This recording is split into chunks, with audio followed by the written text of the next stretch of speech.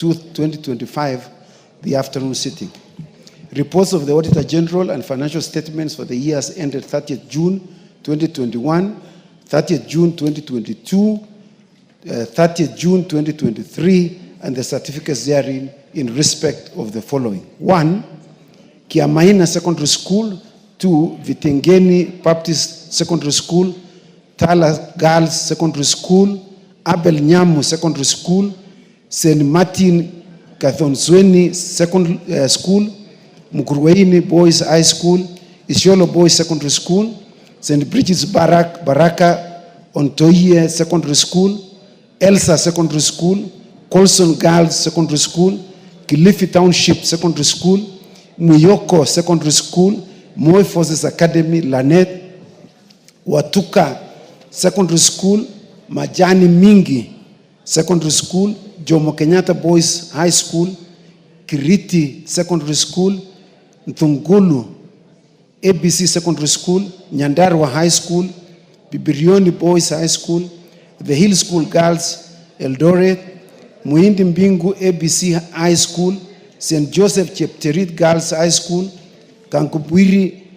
Girls High School, Ripe Boys High School, Utangwa Girls Secondary School, Akuthi Secondary School, Mamangina Girls Secondary School, Murray Girls Secondary School, and finally 30, Shimba Hills Secondary School. I thank you, Mr. Speaker, and I lay.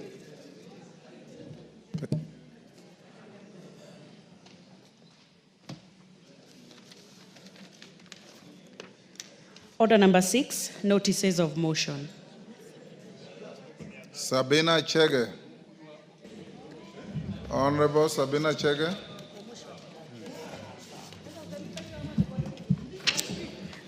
Thank you, Mr. Speaker. I would like to give a notice of motion on the implementation of the universal health coverage and a policy on mandatory use of public health care facilities by public officers. Mr. Speaker, I'm aware that Article 43(1)(a) of the Constitution provides every person has the right to highest attainable standard of health, which includes the right to health care services. Further aware that the government committed to accelerating attainment of UHC to ensure all Kenyans have access and receive essential quality health services, cognizant of the fact that in 2020, the Ministry of Health adopted the Kenya Universal Health Care Coverage Policy 2020-2030 with the theme accelerating attainment of universal health coverage, which is currently being implemented through the introduction of Social Health Insurance Fund, noting that there is need to increase the quality of care and services provided in the public health sector, concerned that the public health care services lack adequate funds to guarantee quality health care services, further noting that civil servants, public officers and state officers are accorded a comprehensive medical cover by the respective government agencies, appreciating that the use of comprehensive medical cover by public officers and state officers in public hospitals would guarantee sufficient funding for public hospitals. This House therefore resolves that the government, through the Ministry of Health, implements the Kenya Universal Health Coverage Policy 2020-2030 and introduce a policy on mandatory use of public health care facilities by all civil servants, public officers, and state officers in the country who are using medical cover catered for by the government of Kenya. Thank you, Mr. Speaker. Thank you, Sabina Chege. Next. Order number 7, questions and statements. Honorable George Murugara. Thank you. Thank you very much, Mr. Speaker. Mr. Speaker, I rise to ask question number 003 of 2025 as follows. Could the Teacher Service Commission, 1, state why Chakariga Sub-County in Tharaka constituency, Tharaka Nithi County, has not been allocated any teacher slots in the ongoing teacher replacement recruitment exercise? Number 2, elaborate on the criterion used to allocate Tharaka North Sub-County and Tharaka South Sub-County 7 and 42 slots respectively, despite the fact that the two sub-counties in the Raka constituency. Number 3, state the reasons that led to the teacher applicants from Chakariga sub-county being turned away from the recruitment exercise, limiting their chances to secure employment. And number 4, state the measures in place to address the unfair, discriminatory, and illegal conduct of the Commission in turning away the teacher applicants from Chakariga sub-county from the recruitment exercise, and steps to ensure that the applicants are not left out in the ongoing recruitment exercise. Thank you very much, Mr. Speaker. Chair, Education. Where is Honorable Meli? Any member of the committee? Naomi, tell them to bring Tonkei, you are a member? Yes, Honorable Speaker. Tell your committee to bring a response in 2 weeks. Okay, noted, sir.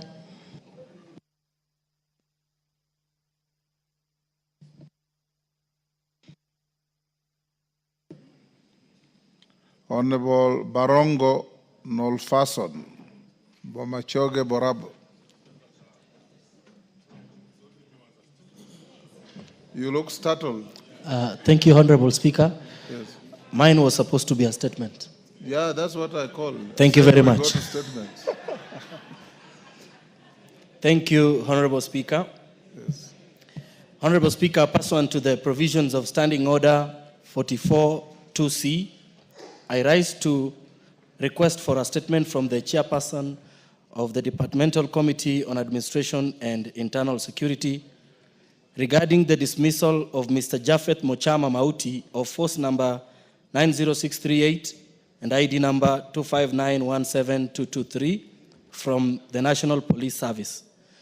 Honorable Speaker, on 21st of November 2016, the National Police Service Commission interdicted Mr. Japheth Mochama Mauti for allegedly being found in possession of 720 rounds of 7.62 millimeter ammunition and 5 liters of rifle oil without proper authorization.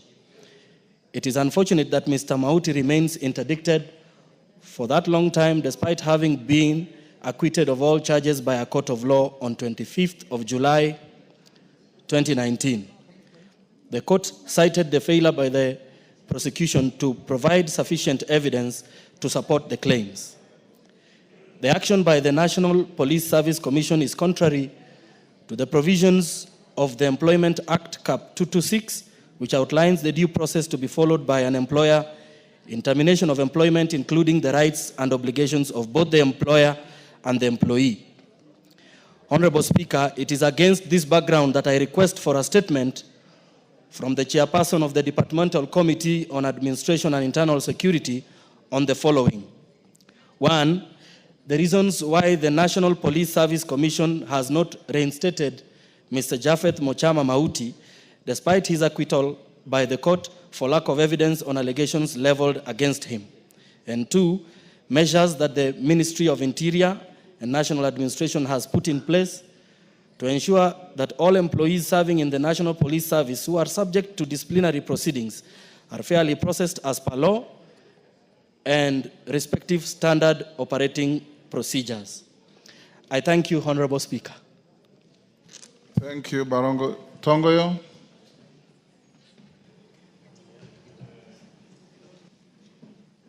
Give him the mic. Oh, thank you. Thank you. Now I've got the mic. I can respond hopefully next week, Thursday. Next week? Thursday. Thursday. Yeah. So directed. Next, Honorable Rebecca Tonkei, Narok County. Thank you, Honorable Speaker. Honorable Speaker, pursuant to Standing Order 44-2C, I rise to request for a statement from the Chairperson of the Departmental Committee on Agriculture and Livestock regarding the alleged violation of the agreement between the Central Growers Association, CGA, and the Cereal Millers Association, CMA, on wheat uptake. Honorable Speaker, in 2008, the CGA and CMA entered into an agreement to prioritize the purchase of local wheat stock and only import when to supplement domestic production. The agreement is not only crucial in stabilizing wheat prices, but also ensuring fair market access for local wheat farmers. Regrettably, in the most recent wheat harvesting season, millers are claimed to have violated their agreement, posing a significant threat to local wheat farmers, especially those in Narok County. The failure by millers to fully offtake wheat from local farmers before importing has far-reaching consequences across the entire value chain and key stakeholders who depend on the crops for essential financial obligation and livelihood. Honorable Speaker, it's against this backdrop that I seek a response from the chairperson of the Departmental Committee on Agriculture and Livestock on the following. 1, a response on the national wheat demand, the quantity of wheat harvest in the current season in the country, including Narok County, vis-a-vis CMA's uptake. 2, the step the ministry is taking to cause millers to adhere to the 2008 wheat agreement and purchase locally produced wheat in the current harvesting season before importing more wheat to bridge the deficit. 3, the measures in place to enforce the agreement in the future so as to uphold the integrity of agreement designed to promote the fair trade in the agricultural sector and to protect local wheat farmers from unfair market access due to unregulated wheat importation. 4, the support mechanism be considered to assist farmers in the country, particularly those in the upper Narok region, currently facing likely losses due to approximately 1,500 metric tons of unsold wheat stocks. And then 5, and finally, intervention the Ministry of Agriculture intends to take to cushion wheat farmers in Narok County from losing their properties through bank auctions for non-performing loans arising from the poor market conditions. I thank you, Honorable Speaker. Yes, Honorable Sungul, what is it? Mr. Speaker, if you allow me, I just want to support that request for statement. The statement doesn't need any support. It needs a little bit, Mr. Speaker. You want to be a joyrider? Yes. Mr. Speaker, in support, on Monday this week, there was a huge demonstration by the people of Narok, in Narok town. And this was not a demonstration of the ordinary people alone, but actually the rich farmers of Narok, the main people who farm on wheat in Narok. And the reason is that in the stores of Narok, the wheat is full to the brim, and there is nowhere to sell the wheat. And you know that Narok has always been actually the main place for, apart from Uasin Gishu, for farming of wheat in Kenya. Now, because of some reason, there is a clog somewhere. The wheat in Narok cannot be sold anywhere. And it is important that this statement be brought out very clearly, because there are some allegations that, in fact, the reason why we are not selling our wheat is because we are importing wheat. And that imported wheat is the one that is causing lack of market for our wheat. So the minister must tell us, is this a fact? And if so, then the government must buy this wheat and keep it in itself, give the farmers money so that they can continue farming. Otherwise, next year, we will still continue wanting to import wheat. Mr. Speaker, I support. Yes, Tongoyo. You want to be a Yeah, thank you, Honorable Speaker. I just want also to ride on what my colleagues Tongei and Sunguli had said. Honorable Speaker, it's true. On Monday, the farmers of Narok were all over on the streets protesting over the failure of the cereal board to accept to take their produce. And Honorable Speaker, this is a very, it really should be very concerning to all of us, because we know Narok, especially the belt in Narok North, is the food basket of this country. And actually the failure of the government or the cereal board to take this farm produce will renegate even the gain that, of course, we already gotten through the subsidy, the fertilizer subsidy. And they have already even suffered post-harvest losses. And we are so worried that if no intervention is set as a matter of urgency, there will be actually very little to be salvaged. So, Honorable Speaker, I don't want to preempt, but I just want to really prevail upon you that this matter should be handled and treated as urgent so that at least the produce can be, they're all piled all over the place. I'm told they're even already in Nairobi trying to look where to get helped. So, Honorable Speaker, I just want to prevail that we should look at an immediate, as a matter of urgency, to have the intervention into this. Thank you, Honorable Speaker. Chair Agriculture. Naomi, yes, Ferdinand, you are a member? Yes, I'm a ranking member of that committee. I think given the urgency and given that actually we have seen the demonstration of the farmers, and the wheat is very important for this country, I want to promise that within 2.5 weeks. It can't be urgent, and you ask for 2.5 weeks from now. I think let's make it 1 week. The next 1 week, because Mr. Speaker, what will happen is that we just have to send a team on the ground to be able to also to interact with the farmers.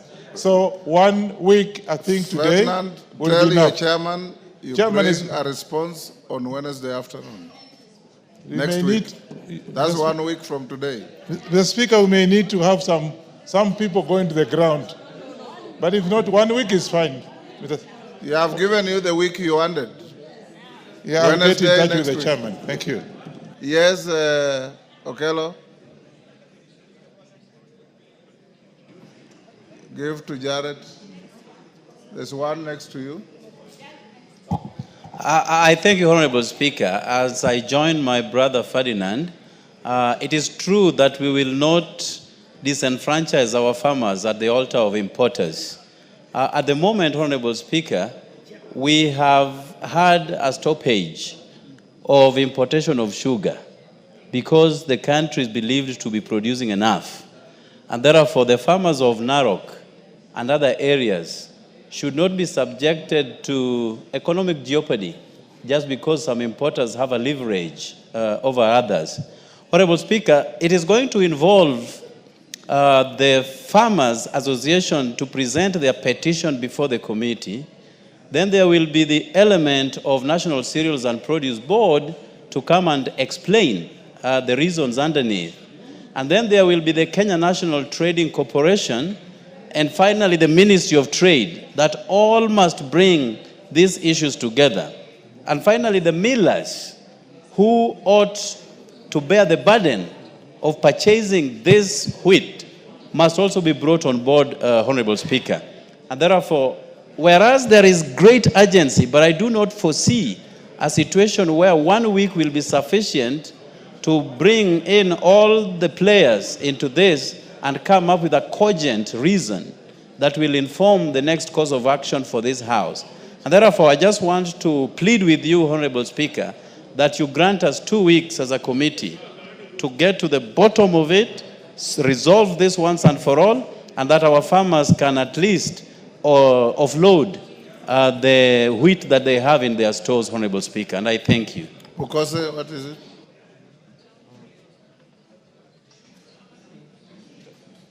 Next. Thank you, Honorable Speaker. Honorable Speaker, I think the Honorable Member is misleading the House, because what the Honorable Tonge has sought is a statement. And you've already ruled, no, it's not a petition, and you've already ruled that in a week's time, the chair of the Departmental Committee on Agriculture should be able to table a report. Now, what Honorable Jared Okello is putting a spanner into the whole issue, Honorable Speaker. And I think that will even lengthen the period for which we can be able to address this very urgent matter that has been confessed by the 3 honorable members who are from Narok. And I think, Honorable Speaker, your ruling should stand. Thank you. Yes, Sabina. And he's not a farmer, Honorable Speaker. Who? Honorable Jared Okello. He's a fisherman. He's not a farmer. So Sabina Chege. Thank you, Mr. Speaker. Allow me to add my voice on the same as a member of Agriculture Committee, and also to inform Honorable Pukose that even fishermen are also farming. It's a type of farming. So that is fish farming. And so you cannot rule him out being a farmer. Mr. Speaker, looking at the timelines that you have given and the notice that is supposed to be given for the summons, it is important, maybe, Mr. Speaker, to add us those 2 more days for 2 weeks. But at the same time, Mr. Speaker, I just want to add my voice on importation of products and produces that our farmers are already producing. Apart from what has been raised by honorable members from Narok on wheat, Mr. Speaker, we also have a huge outcry on rice and the farmers from Mwea. So, Mr. Speaker, this is something as a committee we need to look at it wholesomely so that what our farmers can produce. There is a statement on that already coming. Perfect. So that we can be able to protect our farmers before we import. We make sure we have exhausted what our farmers are already producing so that we empower them and not to look for importation where people are looking for quick money. Thank you, Mr. Speaker. Yes, a member for Elgeyo Marakwet County. Thank you, Mr. Speaker. I just want to add my voice by saying at times the issue to do with farming needs to be handled within a very short time. Remember, farmers, Mr. Speaker, at times depend on the harvest to prepare for the next season. And it is pointless, especially after the government of President William Ruto provided subsidized fertilizer, for farmers to be able to have a bump harvest and then lack market because of importations. It is pointless to subsidize production and yet there will be no market. So my request is, if the time can be reduced, because I know these farmers have had the produce since August, Mr. Speaker. There is an expense of storage.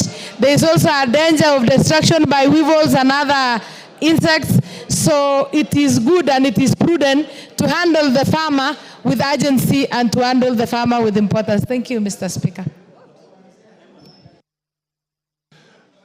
Direction stands. The committee bring a response on Wednesday next week afternoon. And for the unconvincing reasons advanced by Jared Okello, you don't need to go to all those agencies to bring a response on wheat. Get together. You have today to Wednesday, 2:30, bring a response. Thank you. Member for Turkana Central, Joseph Namwar. Before Namwar, hold on, take your seat. Before you seek your statement, order. This enclave is now notorious for illegal kamkunjis in the house. Yesterday, I called you to order.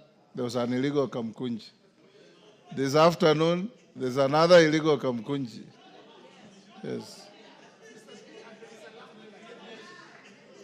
And you are, apart from 3 of you are newcomers. There's a lounge out there where you can go and consult. I also allow you to sit in the speaker's enclave behind here and talk whatever you want to talk. Honorable members, allow me to acknowledge the following before we go on with the statements. In the speaker's gallery, there is Bomachoge Borabu constituency staff from Bomachoge Borabu in Kisii. Munakaribishwa bungeni. In the public gallery, there is Kathoka Comprehensive School from Mwingi Central Kitui and Kisii University from Nyaribari Chache in Kisii. On my behalf and on behalf of the House, we welcome all of you to the House of Parliament. Namwar.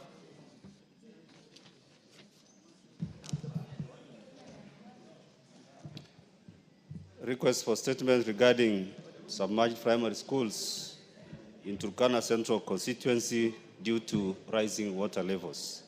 Honorable Speaker, pursuant to the provisions of Standing Order 44-2C, I wish to request for a statement from the chairperson of the Departmental Committee on Education regarding primary schools in Turkana Central constituency which have been submerged due to rising water levels in Lake Turkana.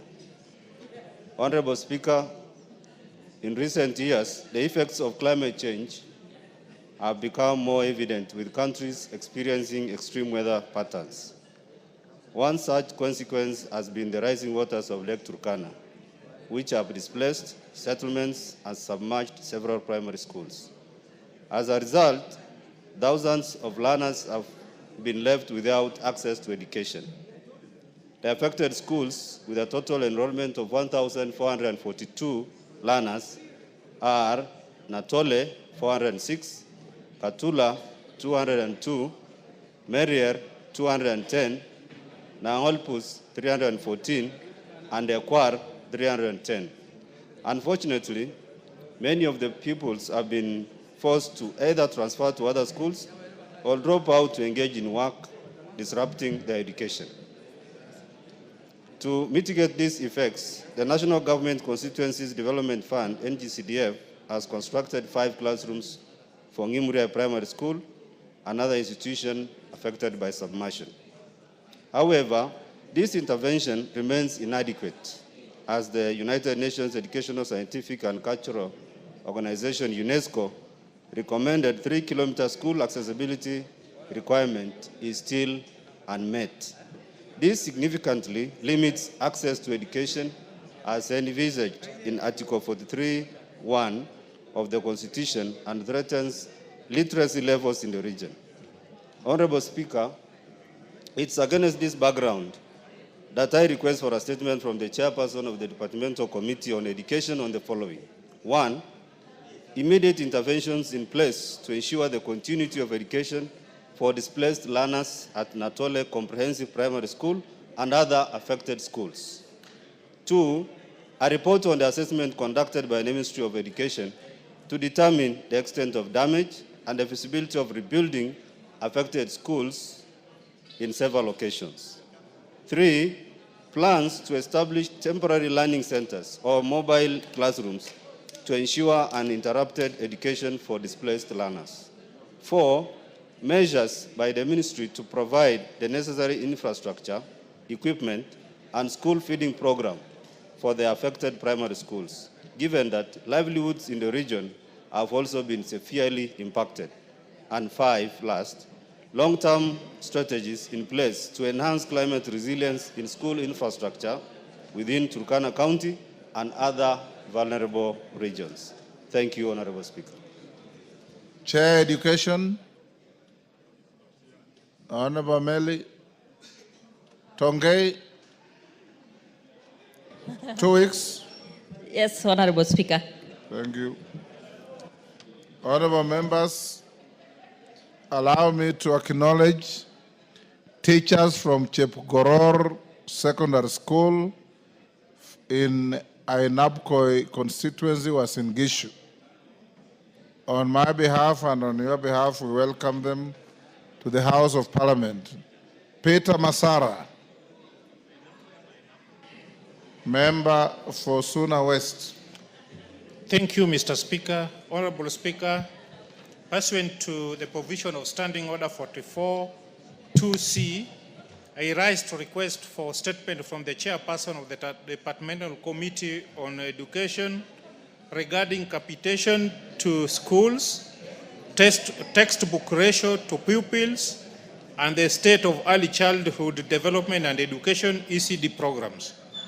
Honorable Speaker, the country has made remarkable strides in expanding access to education through initiatives such as free primary and secondary education, significantly boosting the enrollment rates and reducing the educational disparities.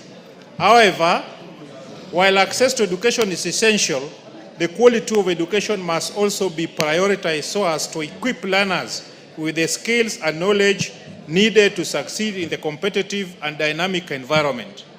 Unfortunately, the current government capitation grants for primary and secondary schools are insufficient to address rising operational costs driven by the inflation and the high cost of living. This financial strain leaves schools struggling to provide essential resources ultimately compromising the quality of education. In addition, there is need to ensure that the framework for textbook distribution in public school under the free basic education system is designed to boost the quality education provided. Honorable Speaker, pre-primary education is crucial for early character development and cognitive preparedness of a child under Article 186 of the Constitution. Devolves early childhood development and education ECD to county government, leaving each county to regulate its own ECD programs. Consequently, ECD programs in some counties have faced significant challenges, including lack of investment by counties, resulting to disparities with regards to poor facilities and underpaid teachers, hindering quality of education and resources available to learners and teachers. Honorable Speaker, it is against this background that I request for statement from the chairperson on the Departmental Committee on Education on the following. 1. Plans, if any, by the Ministry of Education to increase capitation for both primary and secondary schools to caution schools against the high cost of living and inflation. 2. A report on the ratio of textbook to pupils in country, the criteria used by the ministry to determine the ratio of textbook distribution, and measures taken to ensure an equitable ratio countrywide.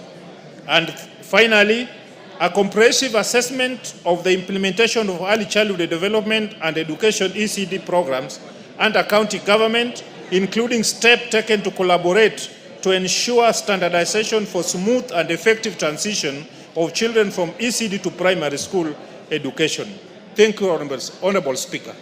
Thank you, Honorable Masara. Tonkei, that's to education. Honorable Speaker. Hold. There is a joyrider in the person of Honorable Mudhoni. Yes, Mudhoni? Honorable Speaker, I want to thank the member who has brought that statement. Honorable Speaker, it's important that the county governments take full responsibility of the ECD classes and make sure that they rationalize the payment of teachers in ECD so that it's uniform across all counties. Honorable Speaker, at the same time, I want to say capitation, as he has indicated, for both primary and secondary school. Let the government see if there is a way it can be increased because of the high cost of food and other amenities. Honorable Speaker, thank you. I support that statement. Tonkei, how much time do you require? Honorable Speaker, I appreciate the concerns raised by members. This shows the seriousness people have on the education sector. So we will do this and we'll respond in 2 weeks. Thank you. 2 weeks, thank you. Honorable Mary Maingi, MP for Mwea.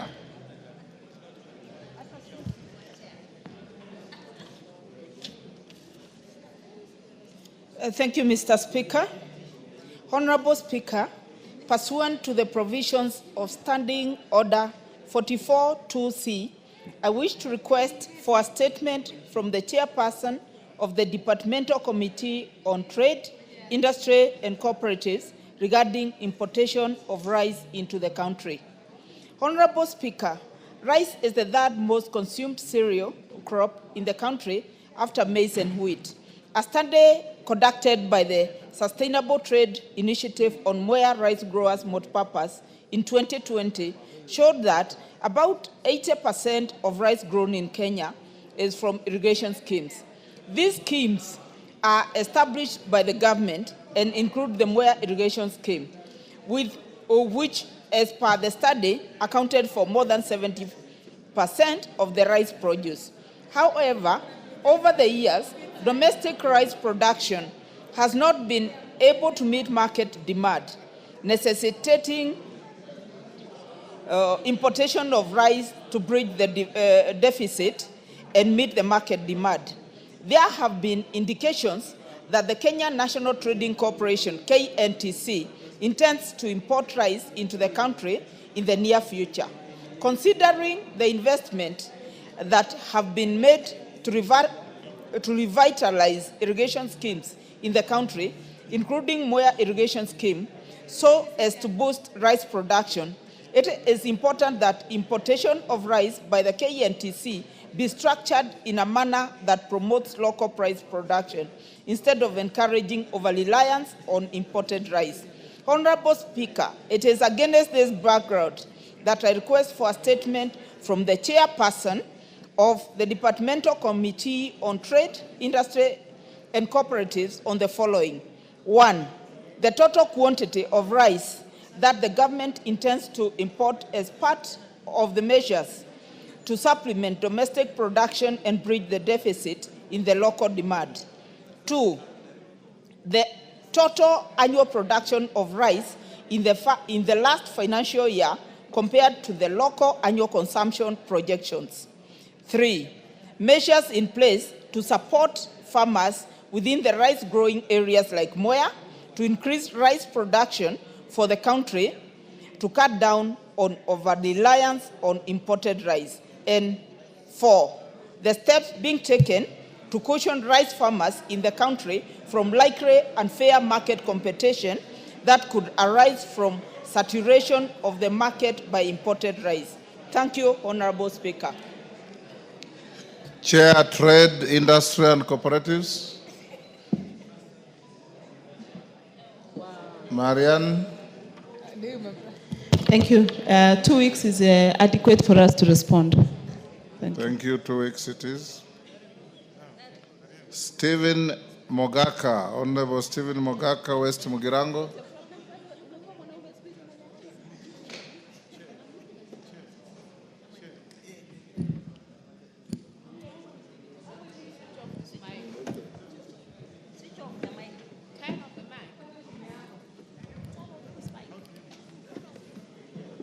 Mr. Speaker, thank you for giving me the opportunity. I do request that you defer my statement to later, because I do not have it at the moment. I don't have an approved copy. Thank you, Mr. Speaker. What did you say? Sorry. Thank you, Mr. Speaker. You want it deferred? I am pleading, Mr. Speaker, that you defer. To when? Or you fall off? No, later today or even tomorrow, because it is ready if you give me 5 minutes, Mr. Speaker. So tomorrow afternoon? Tomorrow afternoon. I'm most obliged, Mr. Speaker. Thank you, Stephen. Irene Mayaka. Thank you, Honorable Speaker. Honorable Speaker, I sent to request for a statement regarding the declaration of protected areas in Nyamira County. Honorable Speaker, pursuant to the provisions of Standing Order 44-2C, I rise to request for a statement from the chairperson of the Departmental Committee of Tourism and Wildlife regarding the declaration of certain areas in Nyamira County as protected areas and national monuments. Honorable Speaker, tourism is a key driver of our economy and a significant contributor to economic activity. Nyamira County is fortunate to host numerous sites rich in cultural heritage that are essential for tourism development and economic growth. These sites include the Manga Hills, Emanga Ridge, Engoroya Manga, Kera Waterfalls, Nkora Hills, and Kiabonyeru Hills. On Wednesday, 16th August of 2023, during question time, I posed a supplementary question to the Cabinet Secretary for Tourism and Wildlife regarding the declaration of these historical sites, especially Manga Hills, as protected areas and national monuments. The Cabinet Secretary acknowledged the significance of these sites and confirmed that a proposal was being developed in collaboration with the State Department for Cultural and Heritage and County Government of Nyamira to achieve this objective. Honorable Speaker, it is against this background that I seek a statement from the chairperson of the Departmental Committee on Tourism and Wildlife on the following. A comprehensive report on the progress made by the Ministry of Tourism and Wildlife in implementing the undertaking by the Cabinet Secretary on Wednesday, 16th August of 2023, including specific timelines for completion of the said process And B, a report on the number of heritage sites in the Nyamira County that currently receive support from the Tourism Fund. And Honorable Speaker, I just want to bring to your attention that this is the second time I'm doing this statement because I did not get a response at the lapse of the last period. Thank you. We'll make sure this time you get a response. Chair, Tourism and Wildlife. Where is Honorable Kareke Mbuki? Any member of that committee, Tourism and Wildlife? Naomi, can you relay a message? I will do so, Mr. Speaker. Thank you. We have already overloaded 2 weeks. Yeah. So we'll give it 3 weeks. Thank you. I will do so. Thank you. Omboko Milemba, member for Mhaya. Thank you, Honorable Speaker. Request for a statement regarding delaying disbursement of funds for the teachers' medical scheme.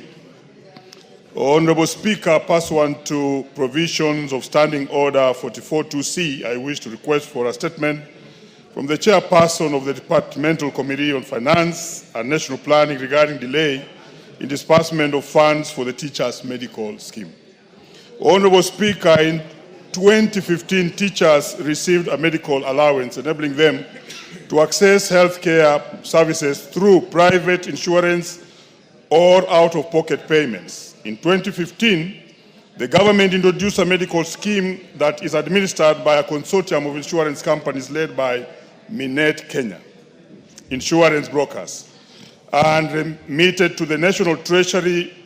Furthermore, the teachers contribute 2.7% of their salary towards the social health insurance fund, SHIF. Unfortunately, Honorable Speaker, since September 2024, there has been a cessation in medical capitation funds from the National Treasury. This has led to hospitals withdrawing services or demanding out-of-pocket payments from teachers due to non-payment.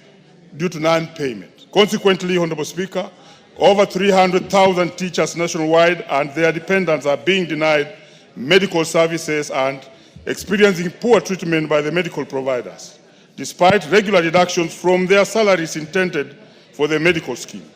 Failure by the government to remit these funds not only violates the rights of the teachers to health care as enshrined in the Constitution, Article 43(1) of the Constitution, but also undermines the dignity and productivity of the teachers. Honorable Speaker, it is against this background that I request for a statement from the chairperson of the Departmental Committee, Finance and National Planning on the following. Reasons for the delay in disbursement of funds to the teachers' medical scheme, considering the constant monthly deductions from the teachers' salaries. 2, the status of disbursement of the 11 billion owed to hospitals by the National Treasury, the total amount of funds remitted towards the medical scheme in the financial year 2024-2025 and the outstanding balance. And thirdly, measures the ministry has put in place to ensure prompt and regular disbursement of funds to hospitals under the teachers' medical scheme to prevent similar delays. Honorable Speaker, 3 things happened. Teachers surrendered their medical cover every month, which was a % of their monthly earnings. Number 2, today teachers are the heavy lifters of SHIF and SHA. They also pay a % of 2.7%. Third thing, Honorable Speaker, the same teachers who surrendered their medical cover to get private medical scheme now are paying 2.7 and are currently not having a medical cover. We don't want the teachers to join what we talked about as the strike by the national hospitals. I would really wish to ask this House, through you, Honorable Speaker, that this is expedited so that we don't get teachers to that bracket. Thank you, Honorable Speaker. Chair, Education. You asked for finance. Yes. Honorable Speaker, I thought it should have gone to education. It should have gone to education, yeah. But you chose. I thought it should have gone to, but the right has put finance, but education will be the correct place. I thought so too. But it is the finance, it is treasury that Where is the Chair of Finance? Benja. I direct you bring a response next Thursday. Next week. Mr. Speaker, thank you. And I want to thank the member for asking that very important question. But I also thought maybe you should go to Chair Education unless the member has information that the money has not been released from Treasury to Ministry of Education. I honestly think you should have directed your question to Education. Otherwise, you'll enjoy a ping pong from one. Give me some time. Honorable Speaker, I plead with you that you direct that question to the Chair I order Education. that the question, Naomi, be directed to Education. Who is here from Education? Where is Tonkei? Tonkei has left. Masara, you are in Education? Pardon? Mr. Speaker, give me 1 minute to say something on the same statement by Honorable Molemba. Go ahead.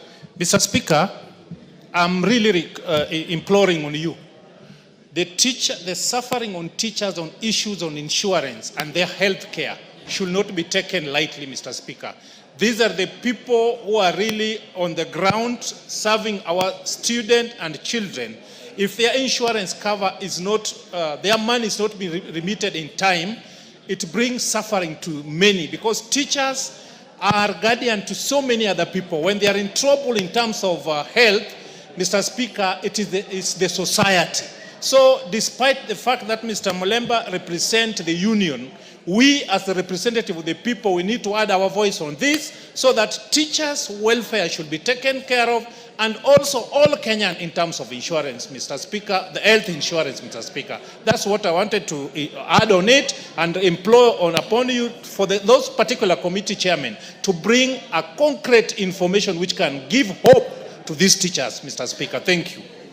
Thank you, Naomi. Can you inform the Chair Education to bring a response on Thursday next week? I will do so due to the seriousness of this matter. Thank you. Next order. Order number 8, the Equalization Fund Administration Bill, Senate Bill number 14 of 2023. Second reading, question to be put. Yes, on this order, then let's put the question first. I'll give you. Order, members on your feet, take your seats. Order, take your seats. Kwame, take your seat. Honorable members, I now put the question at order number 8, which is that the Equalization Fund Administration Bill, Senate Bill number 14 of 2023, be now read a second time. As many of that opinion say aye. Aye. Those of the contrary opinion say nay. The ayes have it.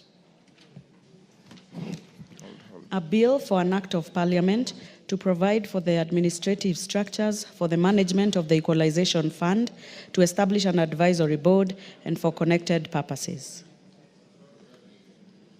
Next. Order number 9, the Insurance Professionals Bill, National Assembly Bill number 13 of 2024, second reading, question to be put. Order, honorable member on your feet, take your seat. Honorable members, I now put the question at order number 9, which is the Insurance Professionals Bill, National Assembly Bill number 13 of 2024, be now read a second time. As many of that opinion say aye. Aye. Will those of the contrary opinion say nay? The ayes have it. A bill for an act of parliament to make provision for the establishment of the Insurance Institute of Kenya and the Insurance Professionals Examinations Board, to provide for examination, registration, and regulation of standards and practice of insurance professionals, and make provision for matters concerned therewith and incidental thereto. Next. Order number 10, the Institute of Social Work Professionals Bill, National Assembly Bill number 17 of 2023, Second reading, question to be put. Thank you. Order, member for Vihiga, take your seat.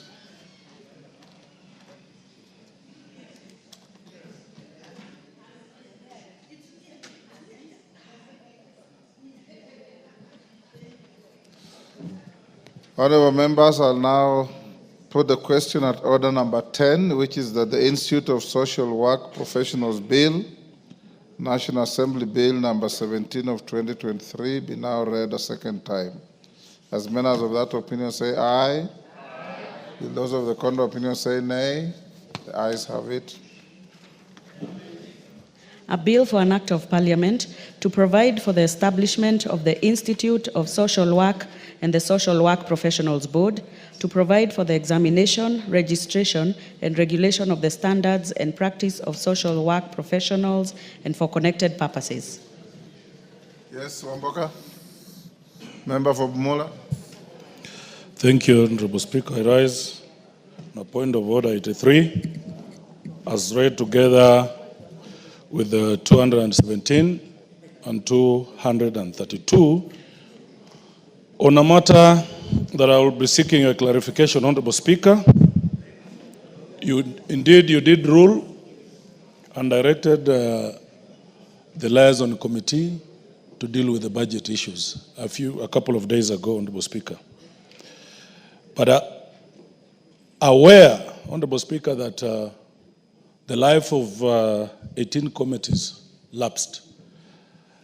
And unfortunately, Honorable Speaker, all the members, the chairman from the minority side, their committees lapsed. So as it stands, Honorable Speaker, the liaison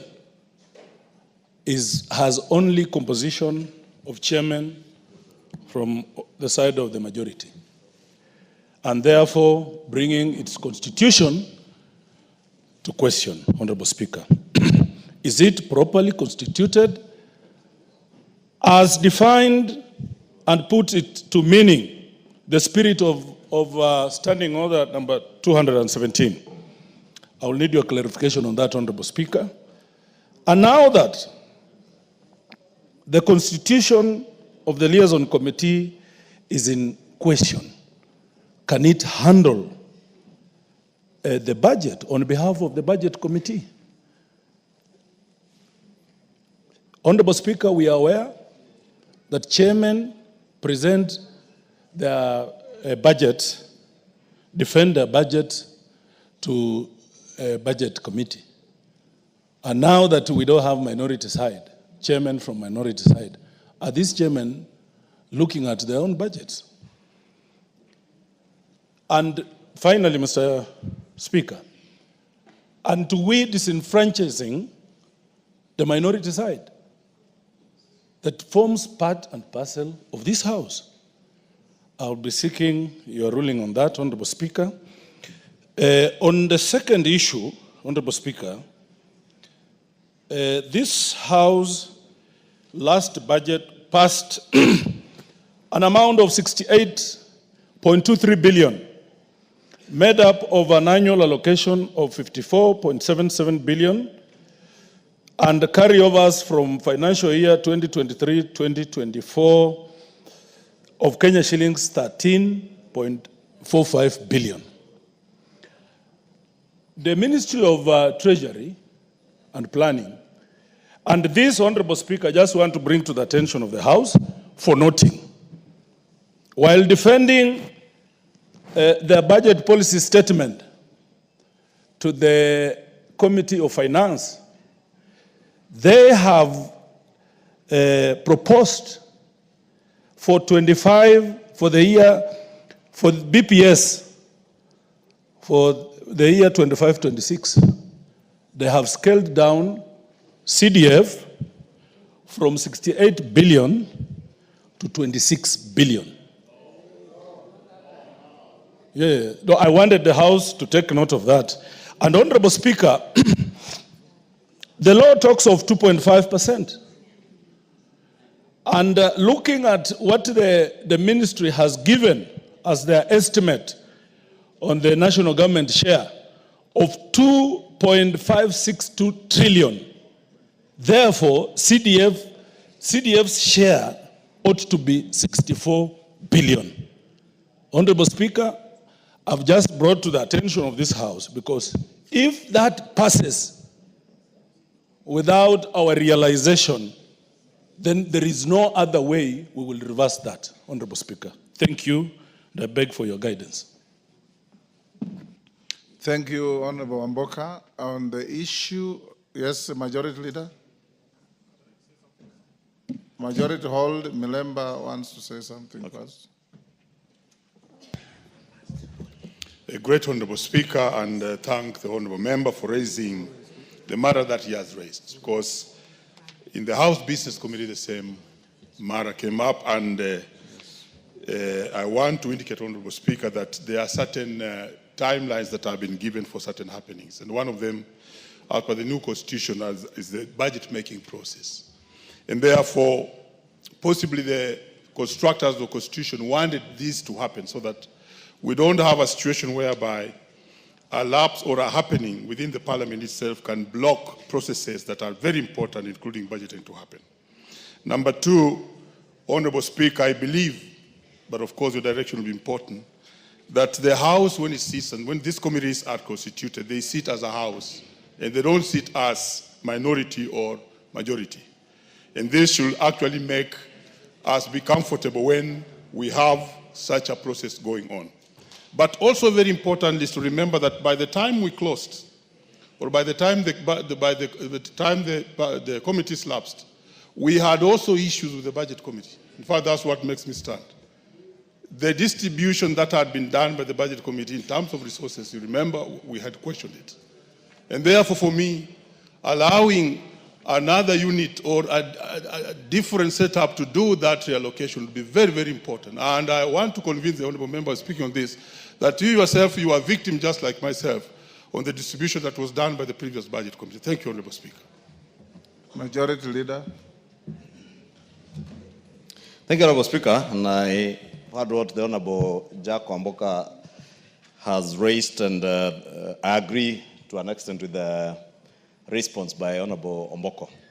Because one, Honourable Speaker, for Honourable Amboka's benefit, it's not the first time that the Speaker is directing that the budget process, whether it's BPS or even the budget itself, be done by the liaison committee. Indeed, those of us who were here in the 11th Parliament, you remember, mid-term, just like now, the entire Budget and Appropriations Committee was disbanded by the House through a motion that was tabled by the late Honorable Jacoyo Midiwo that dismissed the entire Budget and Appropriations Committee of the House. And for the rest of that term, for the next 3 years, the budget process, making process was done by the liaison committee under the able chairmanship of the then Deputy Speaker, Honorable Cheboy. We still have a liaison committee, Honorable Speaker, and I hear the Jack's concerns that the minority might not be represented. But when committees sit, as the Honorable Mboko has said, they do not sit as committees of the majority or minority, they sit as committees of the House. But more importantly is that whatever outcome of a committee's report or the outcome of a committee's work must and will end up in this plenary, where we are all represented and we are representing the people on whose behalf we are engaging in that budget-making process on. Therefore, Honorable Speaker, I do not find in my thinking anything wrong with the liaison committee as currently constituted, considering both the BPS and even if we were to move on to do the budget, the supplementary budget too, the liaison committee is well placed to consider those. And again, Honorable Amboka is asking, is it that the chairs of these committees, the departmental committees, will be considering their own budgets? It's true. They actually present their own budgets before the Budget and Appropriations Committee. And what the Budget and Appropriations Committee does is to weigh what has come from each of the departmental committees. And the chairs of the departmental committees, I remember when I was chair of the Budget and Appropriations Committee, some chairs opted to request to sit in the Budget and Appropriations Committee as we considered what was also coming from other committees, so that they're able to understand from the ceilings they have what is being taken away from the departments and going where. And nothing stops any chair of a committee or indeed any member who has interest in the BPS process from seeking the chair's permission, the deputy speaker or whoever will be chairing the liaison committee, to appear before that committee should you have an interest that you want to engage in that process. But hopefully, Honorable Speaker, as we indicated in the House Business Committee yesterday, and I believe the Leader of Minority is not here, but the Minority Whip is here, we are completing the reconstitution of all these committees. And I am sure that's why, Honorable Speaker, you did not see myself, Honorable Millie, Honorable Junet here this morning. And part of the yesterday evening, we will be completing this work, and our whip will be completing this work. The selections committee is due to sit tomorrow afternoon at 4 p.m. Once we complete that and the reconstituted committees list is approved by the House Business Committee, we should be able to reconstitute these committees, and hopefully they would even catch up before we finalize with both the debt management strategy paper, BPS, and the supplementary appropriations bill. But just to reassure Jack Wamboka, there is absolutely nothing to worry. Whatever outcome will come back to you here in plenary to approve. And Honorable Speaker, I believe Jack looks very well satisfied now. So, first of all, Honorable Wamboka, in future when you have a matter of that nature, as a matter of courtesy, approach the chair and tell the chair that you have such a matter to raise, or even go to the Speaker's chamber so that we can be able to deal with it. Be that as it may, what Honorable Mboko Milemba and the Majority Leader have said partly deals with the matter, and is not without precedent. On February 16th, 2016, Honorable John Badi Ngongo raised exactly the same point of order when there was a similar situation. And the Speaker ruled that because of very strict timelines in the budget process, and because we have the liaison committee that can step in and handle the matters, the House should not allow a vacuum to prevail. And the Speaker directed that the liaison committee, as it is now, should handle the issues of budget. Number two, this matter came up in the House Business Committee yesterday. So if you had properly consulted with the Minority Leader, Honorable Junet, the House Business Committee unanimously agreed that in the interest of meeting constitutional timelines, and that looking at the totality of the issues at hand, no prejudice will be occasioned, the liaison committee will deal with this issue until the committees are constituted. And I directed that both sides of the House, the leadership, must be ready with the constitution of the reconstituted committees by end of the day tomorrow, so that we can be able to open next week with committees in place. Those that have been reconstituted differently, elect their chairs and get on with the work. On the issue of the percentages on CDF, we have a CDF committee in this House led by Musa Sirma, but I think it's one of those that have lapsed. I'll direct that as soon as the committee is reconstituted, your matter be placed before them so that they can deal with the matter together with the committee for finance, not finance, for budget, so that where there are percentages locked in the Constitution, they must be respected.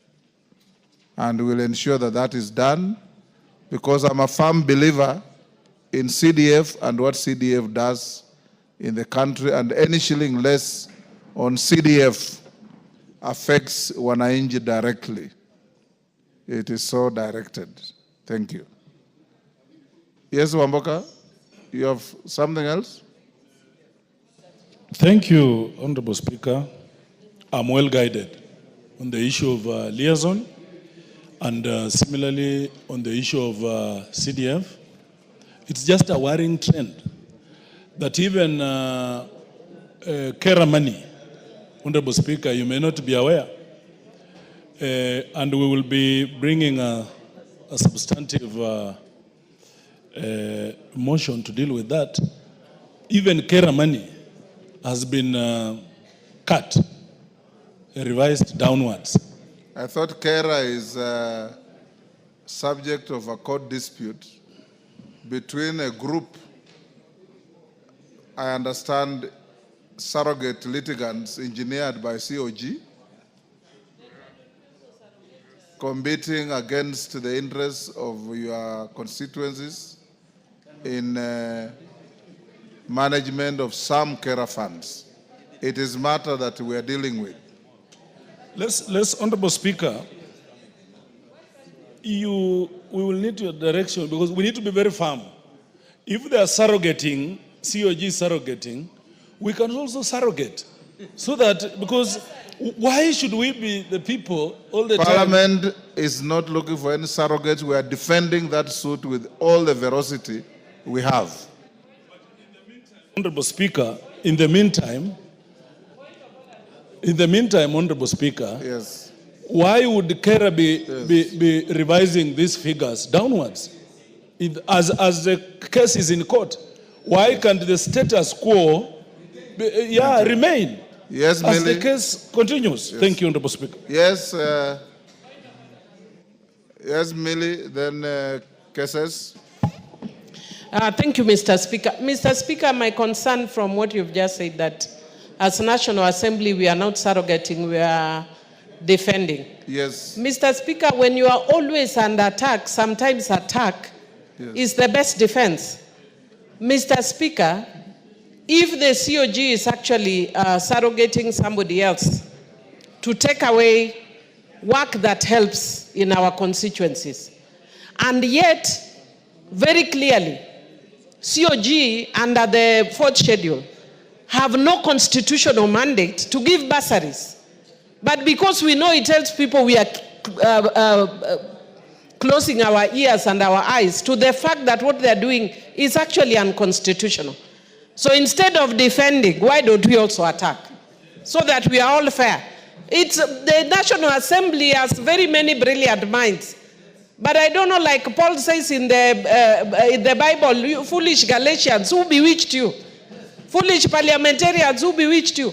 Why are we allowing people to always attack Parliament? When we also have brains, we can also attack in courts. If they want to take away care that helps our people, then let us go to the Constitution. ECD, there is no bursary for ECD. The constitutional mandate for governors are very clear. On education, ECD. I don't know any child that pays bursary for ECD. We only keep quiet because we know it helps our people. But if you want to bring the war on, bring it on. We will meet you halfway. Cases.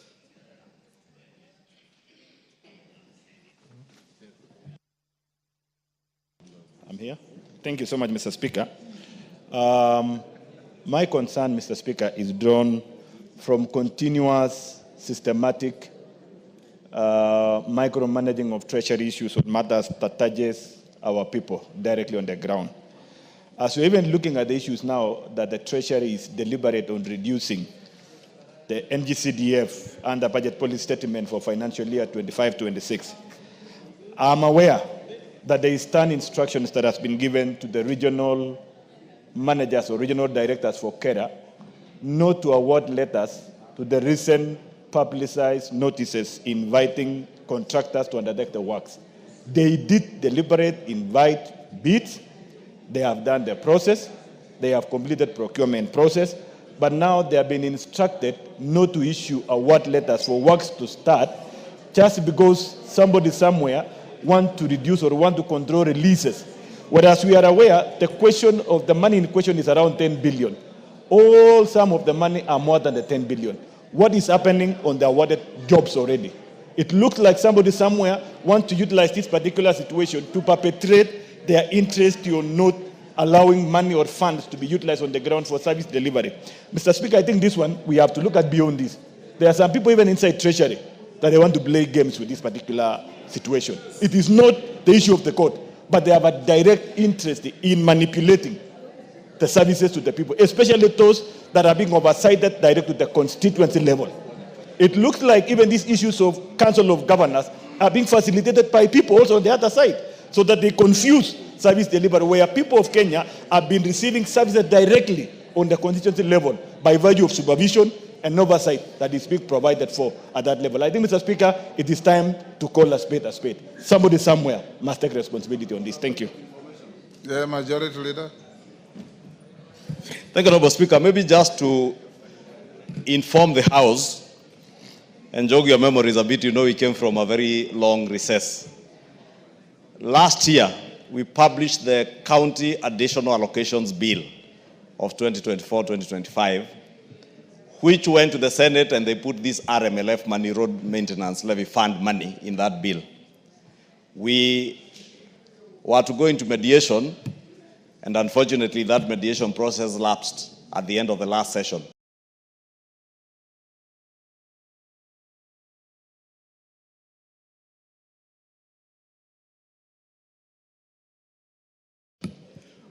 Those who were here last week, we just republished, and I think we've already read for the first time, that bill republished without the RMLF money in the bill.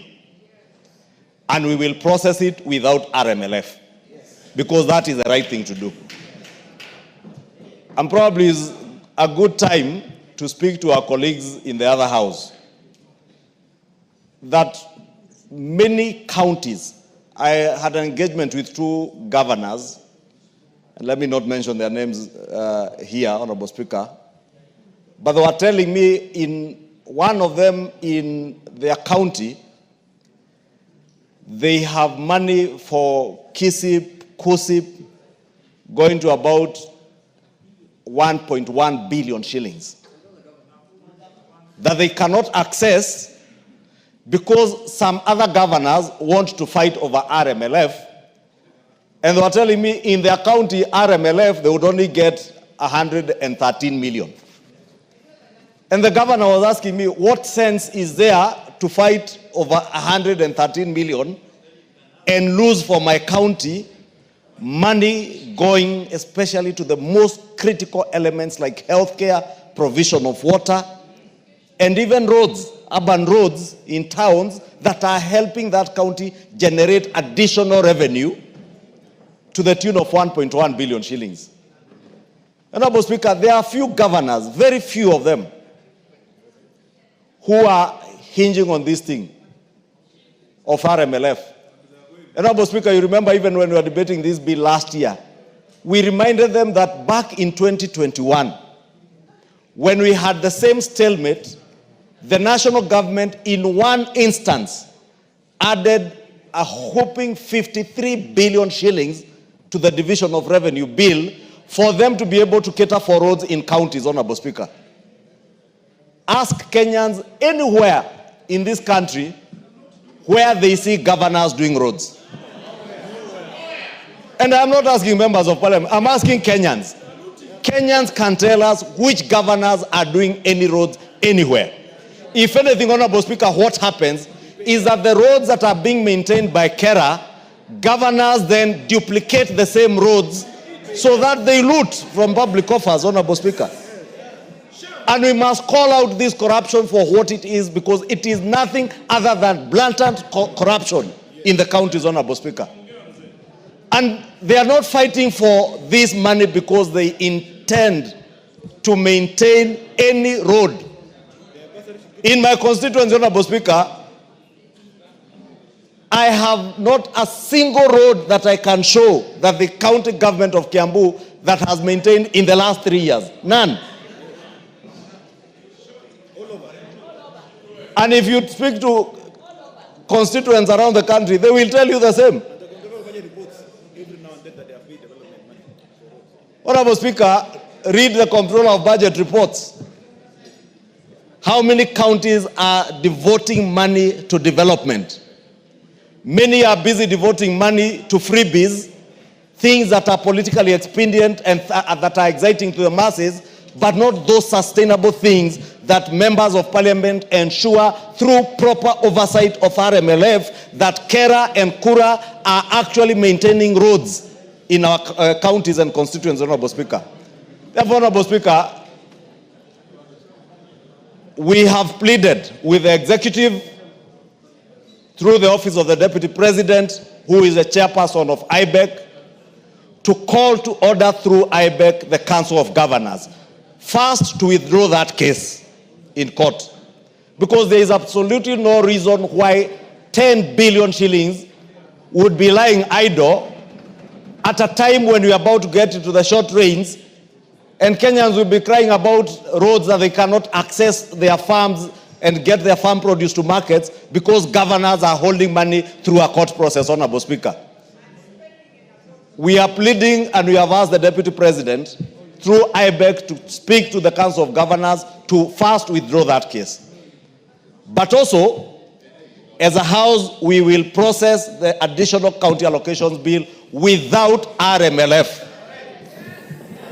And let me tell them, it will never pass through the floor of this House. Let me not talk about courts. This House, this floor, RMLF is a live wire that you will never touch. And we will consult with the leadership in the Senate so that no senator even imagines that they can amend that bill when it goes to them to reintroduce RMLF. Because it will end up in another stalemate, a mediation process that we can tell them, even before it starts, it will go nowhere. Leave RMLF money, let Kera and Kura maintain the roads they maintain. Lastly, Honorable Speaker, speaking to the executive and the minister in charge of roads and infrastructure, and probably together with the Council of Governors, it is high time now that we properly reclassified all our roads. Proper reclassification. I have seen in some countries, Honorable Speaker, if you go to South Africa, you will see a road marked with numerals and alphanumeric coding that clearly tells members of the public that this is a county road, this is a municipal road, this is a national government road. We must get to that level where the Ministry of Roads and Infrastructure does proper classification of roads such that if we have national government roads class A, let us know this is NGA, National Government Class A.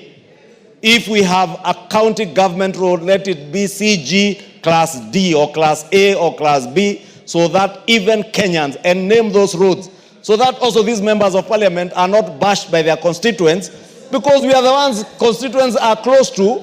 They keep bashing members of parliament over roads that do not concern members of parliament because they have no budgets for them. And the governors who have money for maintaining these roads are busy buying chicks. Some buy maize flour, some buy dengue to give as freebies to constituents to excite people for political expediency. It is high time they also called out, and Kenyans must begin reading those Comptroller of Budget reports to see that counties are not devoting money to development. And that is why now we can't satisfy their insatiable greed for more money to steal. We can't satisfy their greed, honestly. We must maintain our position to offer meaningful oversight over Kera, Kura, and Kenha to deliver on maintenance and construction of roads. Because, you know, again, they assume that this money is managed by members of parliament. None of these 290 members of parliament representing constituencies, or even the 47 women reps, or even the nominated 12 members, manage this money. This money is managed through the regional offices of Kera. under the Director General of Kera and Kura. Members of Parliament come nowhere near it. Members of Parliament don't even sit in the procurement committees. Our only interest is proper and meaningful oversight for delivery of services to the Kenyan people. The others are only bothered about what they will steal. They want to steal from hospitals. They have looted hospitals. They have looted our water projects. They now are after roads. Honestly, who will satisfy the insatiable greed, Mr. Speaker? We cannot, and we will not satisfy by processing that additional county allocations bill with RMLF included. I hope my leader of majority in the Senate has heard me. Thank you, Honorable Speaker. Minority Leader. Thank you, Mr. Speaker. Mr. Speaker, I just want to add a few things to what the majority leader said.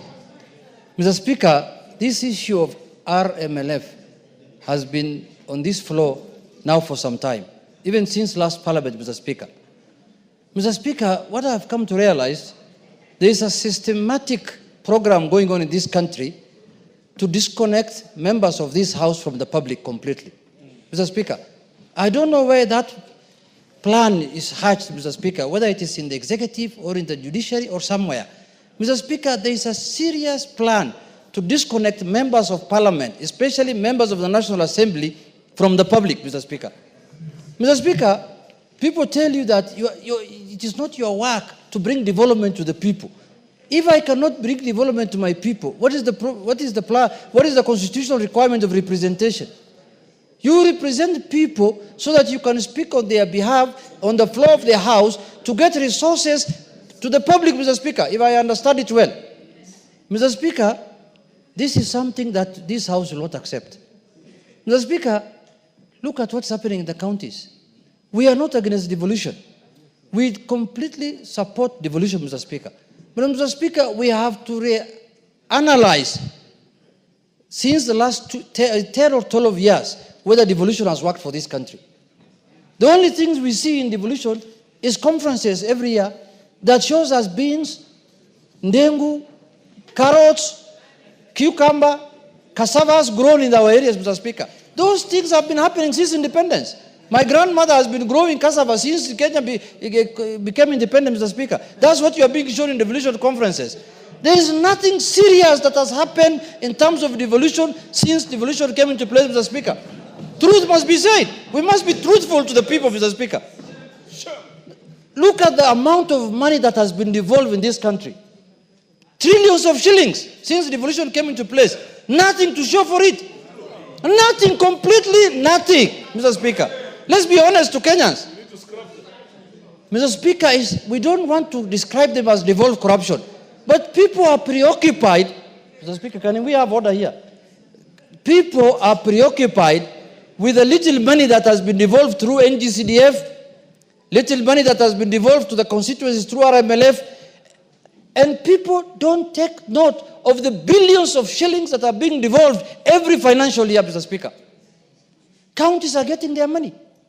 They are never in arrears. Even if they're in arrears, it's 1 month, 2 months, in the end the money goes down to the ground.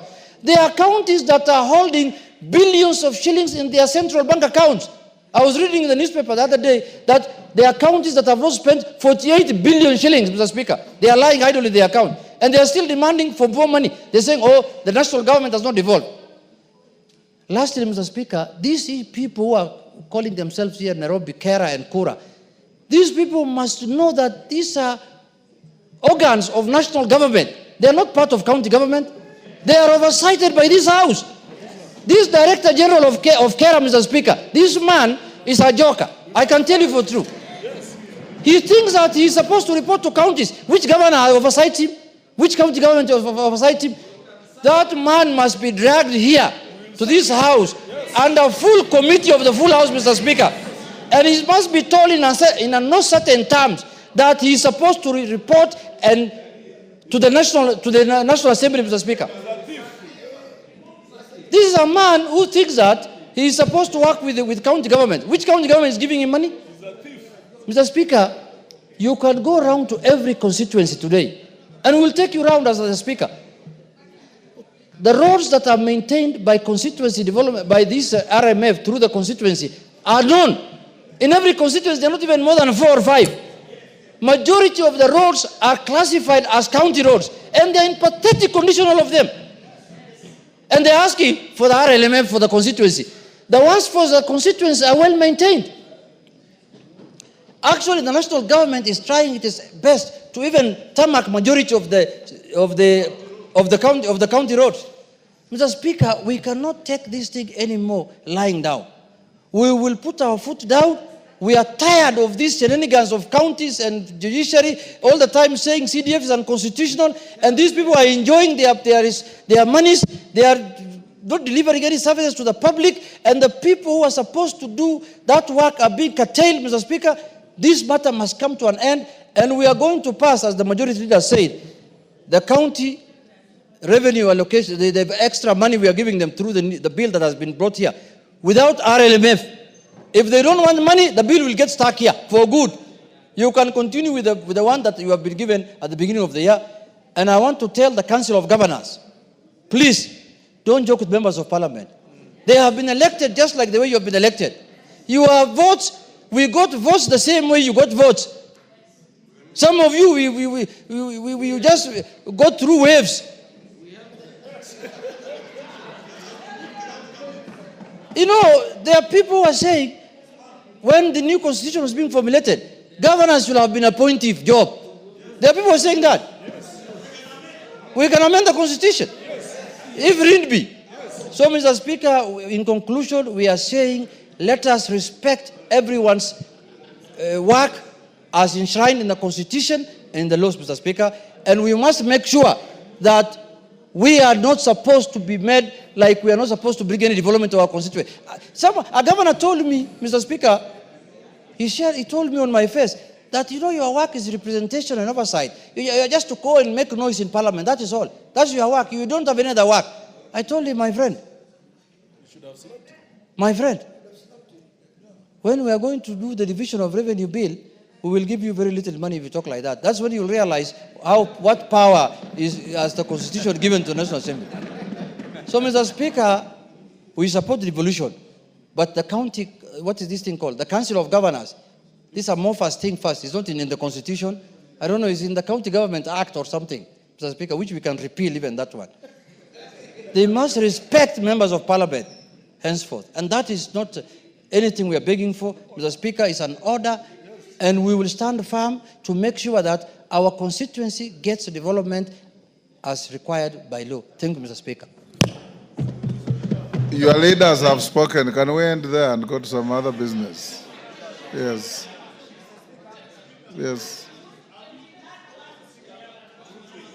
Yes, Karoli, what is it? Much, Honorable Speaker, for giving me this opportunity. I'll add on to what Honorable Millie had said, taking the war to them.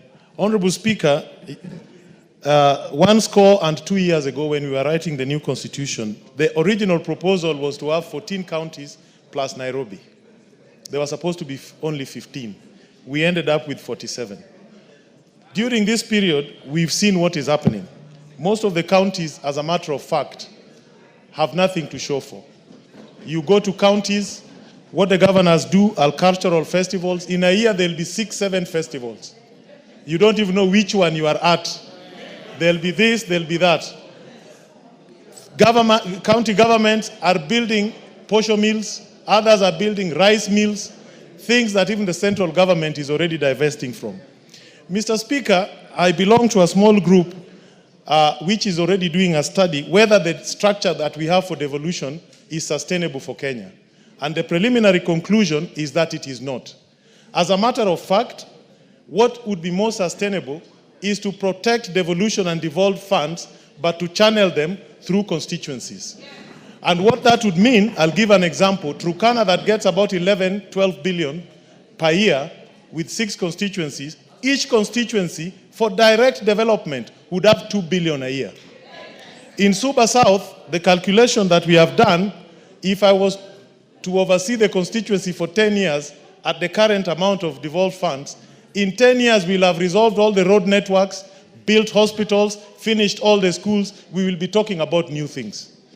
So I think the war that we should take to them, building on what Honorable Milia said, is to relook at the constitution and the structure of devolution and take away the counties and protect the funds, but channel them as development funds directly to the constituencies. Because that is what is working in this country. All the other things are not working.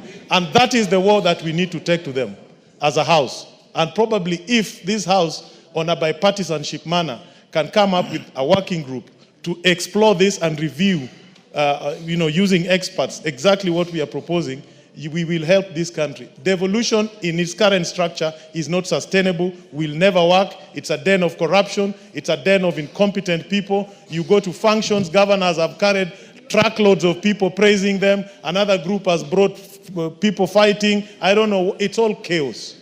It's not working for this country. Thank you, Honorable Speaker.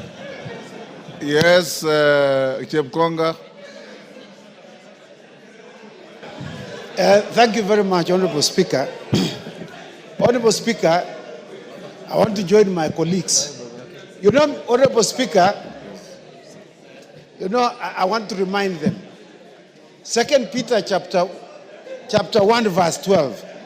The Bible says, remind them even though they know.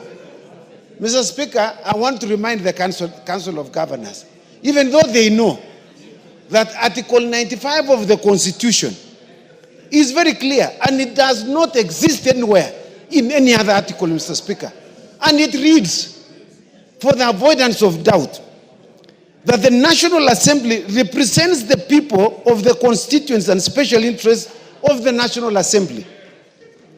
It says in 2, Mr. Speaker, the National Assembly deliberates on and resolves issues that are of concern to the people. Mr. Speaker, there is no other person in Kenya that has the power to resolve issues that are of concern to the people.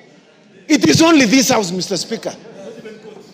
Even the courts themselves, I am being reminded by a layman here that the courts are also don't have power to resolve issues that are of concern to the people. Mr. Speaker, you know the other day we increased the RMLF from 18 shillings to 25. And now because we increased that money, they are now salivating. The reason we were doing so, Mr. Speaker, was to resolve issues that are of concern to the people. Mr. Speaker, you know, in the last government, they launched about 10,000 kilometers of roads. And you know, Mr. Speaker, there was no money to pay for those roads. And it is necessary that the RMLF was increased for purposes of paying off the outstanding bills with regard to those roads that have been constructed in those counties, Mr. Speaker. And so, Mr. Speaker, for someone to come and say that they are holding 10 billion shillings because they are salivating for the 7 or 8 shillings that was increased is completely unfair and unconstitutional, Mr. Speaker. You know, people just read Article 95 and they just go to sleep. Article 95 says members of parliament have 4 roles: oversight, budgeting, representation, and legislation. Mr. Speaker, we budget. There is no one else under the sun in Kenya who has the role of budgeting of the resources of this country, which Kenyans pay as taxes, Mr. Speaker. In fact, the Senate or any other body cannot originate a money bill. It can only be originated from this House. That is the reason why Kara could not be passed until this House agrees. Mr. Speaker, we are not begging the Council of Governors. We want to ask them to withdraw that bill so that they can be able to get their money, which is more than the 10 billion shillings, Mr. Speaker. As members have just said, I also come from a constituency. I have never seen any Council of Governors repairing roads in Ainabkoi or maintaining them, Mr. Speaker. In fact, most of the time we are asked, please assist us, we know this is not your road. And we go and plead with the Director General of Kera, please, could you assist these people of Ainabkoi who have a problem with this road? And you know, Mr. Speaker, it is not a Kera road, it is a county road, Mr. Speaker. And we can give so many of them. There are plethora of roads that have been repaired by Kera that has nothing to do with what has been apportioned to them. And so, Mr. Speaker, we must stand very firm. In fact, we have now learned something, Mr. Speaker, that we can use the Sakaja route to stop some people from doing some funny things. No, I'm not saying it's a Sakaja route. No. The Sakaja route, Mr. Speaker, is very unfair. That is criminal conduct. It is a very criminal conduct. But we are saying That is criminal conduct. But we are saying, Mr. Speaker, we have just learned bad habits recently. There is no justification for that. I agree with you, Mr. Speaker. Yes. There's no justification at all for people to pour cabbage on people's gates. Yes. No, NEMA must in fact take action. That's what the majority leader is saying. Mr. Speaker, we are saying... Are you saying, Chepkonga, if KPLC demands power payment from you, you go and cut down their polls? No, Mr. Speaker, that's what I'm saying. It is absolutely criminal. It's a criminal enterprise. They are involved in some criminality, Mr. Speaker. Yes. And it is that we don't have any... No country will condone that with the kind governors. of criminal behavior. Yeah, but we would like to ask the Senate to call to order Senator Sekaja for dumping waste on KPLC, Mr. Speaker. That is conduct unbecoming. Yeah, and the reason why people see us this way, Mr. Speaker, is because we are gentlemen and gentlewomen, and we like to follow the law. But we should not be taken like we have no teeth, Mr. Speaker. We can fight. There are no gentlewomen, there are ladies. Oh, sorry, Mr. Speaker. They are gentle ladies. No, it's just that one of them was being told she was not properly dressed yesterday. Okay, finish up. Yeah, I thank you, Mr. Speaker, and I support. Honorable members, I'll close with Otienda Amolo, then Kainan, then GK. Only those, then we go to the next. Thank you. And, Thank you, Mr. Speaker. Exercise some brevity. Mr. Speaker, first is information to the members. As the members are aware, we are in court on the NGCDF matter. Yes. And it's currently before the Court of Appeal. And just next week, on 6th of March, we are appearing for directions. As we had indicated to the members, the court, we are fast-tracking the hearing. But that notwithstanding, it does not give anyone any authority to reduce anything. But the beauty with it, ultimately, members, is that we are the ones with the power. The executive can only make proposals. So it is within us to change what we need to change. And I agree with the ruling with the Speaker earlier that we must proceed as a matter of necessity. Secondly, on the RMLF matter, it is very interesting, Mr. Speaker, that the very people who are with us in court, who challenge the NGCDF matter every day, who litigate up to the Supreme Court and come back and restart again, have never found it necessary to challenge any of the exercise of authority by the counties, including the bursaries. Strictly speaking, the county governors are supposed to deal with ECD and TVCs. Now, TVCs, you end up with students coming to the members of parliament to support them, even the institutions themselves. One would have thought that the governors would actually concentrate on the areas of their jurisdiction before they spill over. But many of us have usually not complained because in most of our constituencies, students are needy. So that even with all that, you still find other students who don't get it. But when then the same governors want to encroach into our area, then it calls for us to demonstrate that our power is not just latent, it is potent. And in that respect, Mr. Speaker, I think that as we go along, and we don't have to wait for your direction on this, we as members will be taking on these governors on many of these things, in court and outside court, in matters we filed and those ones filed by others, so that we can get what we call an equilibrium of power. So that people understand that actually this is where the power lies. It does not lie in courts, it does not lie in the executive, it lies here. Courts can interpret the law anytime, and they can interpret our actions anytime. But ultimately, they cannot stop us from making legislation however we want.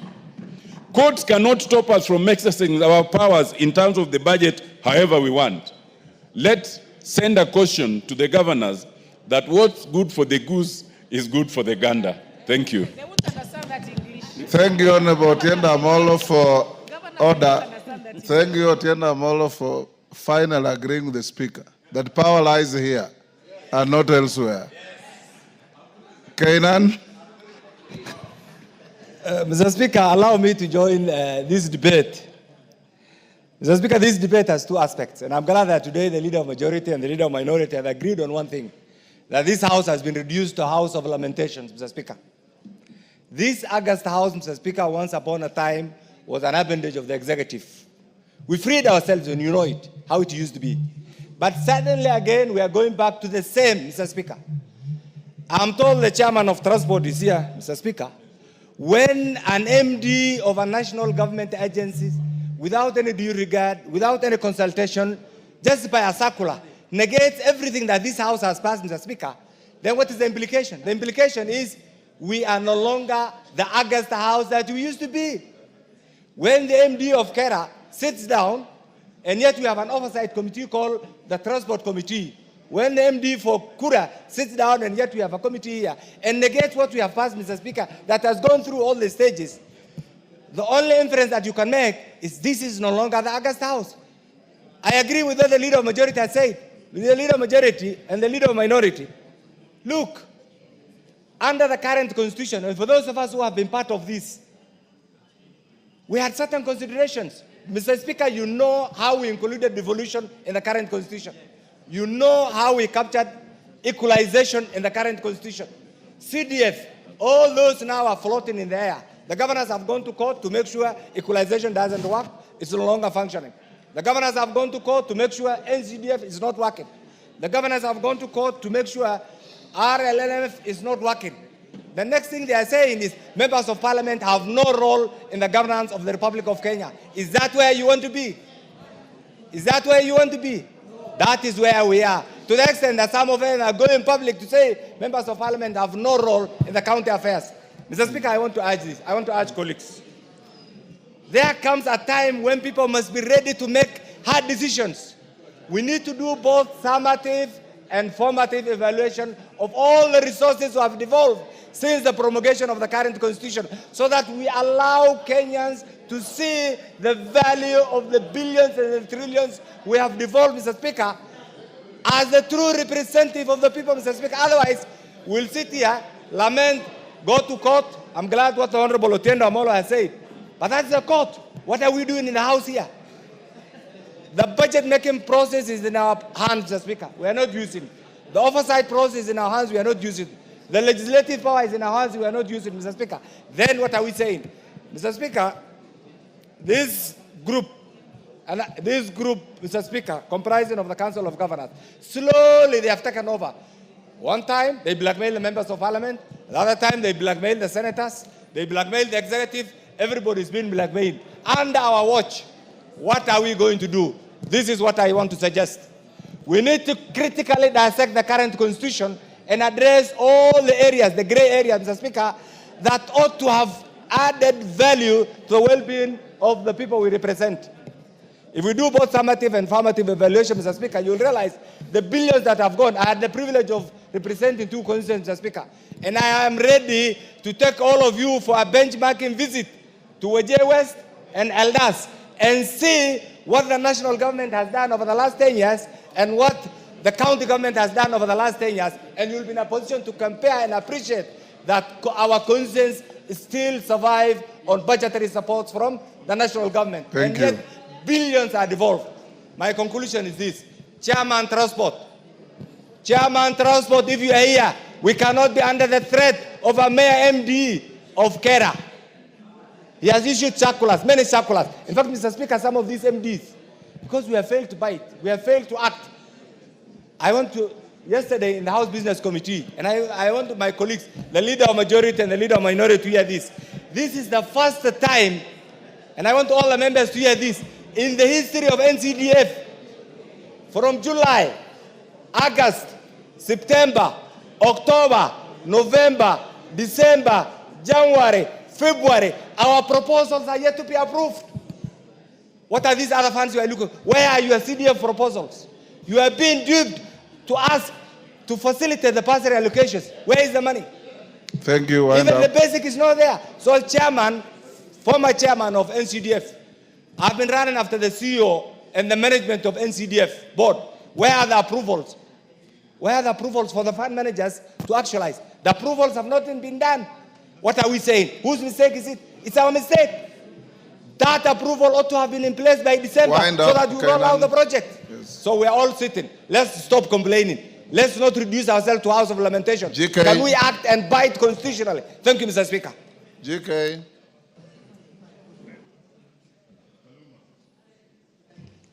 Thank you, Honorable Speaker, for allowing me to add my voice to this debate.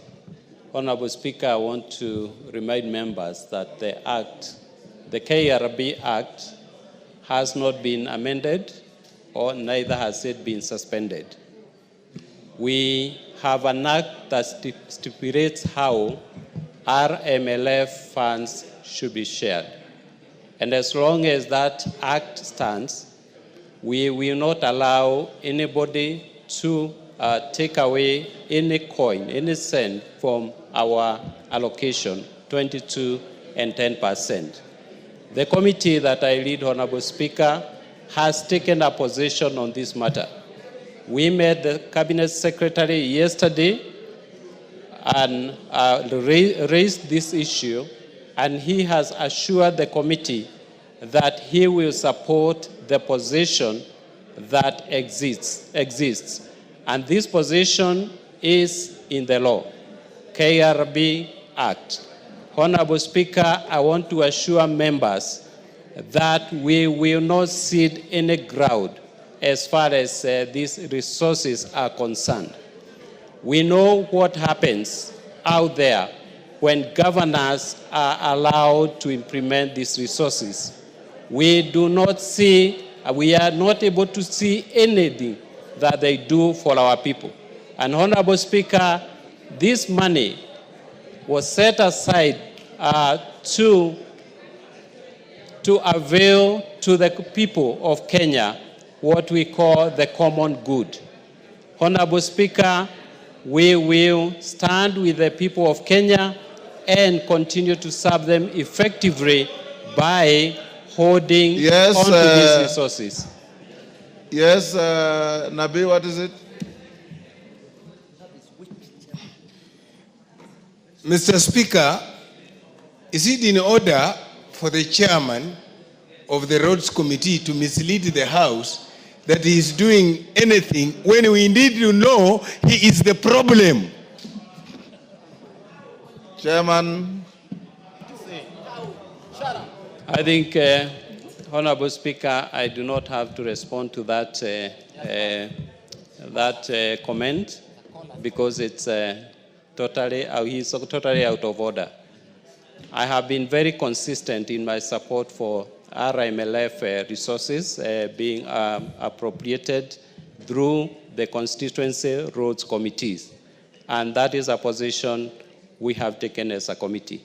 Honorable Speaker, I want to once again assure members that we will continue engaging the ministry, the KRB, KERA, to ensure that nothing changes, the status quo remains.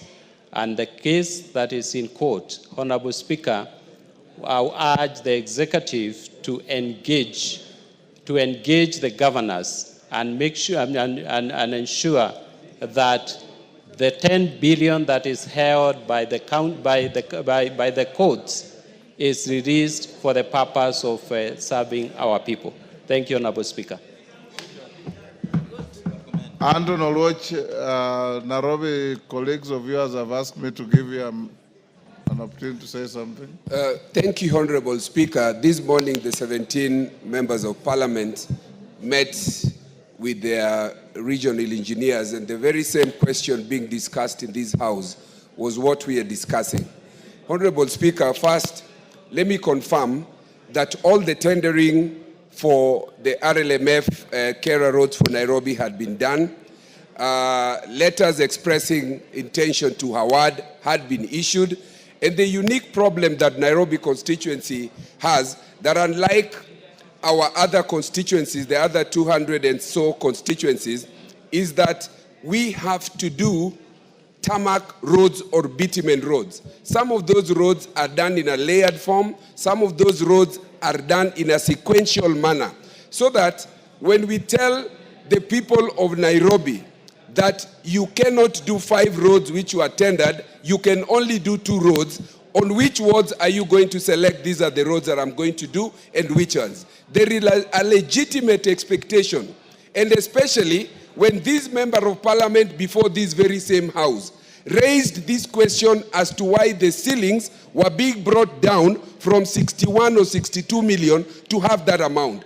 That same afternoon, before I had even sat down, that circular had been withdrawn, Honorable Speaker.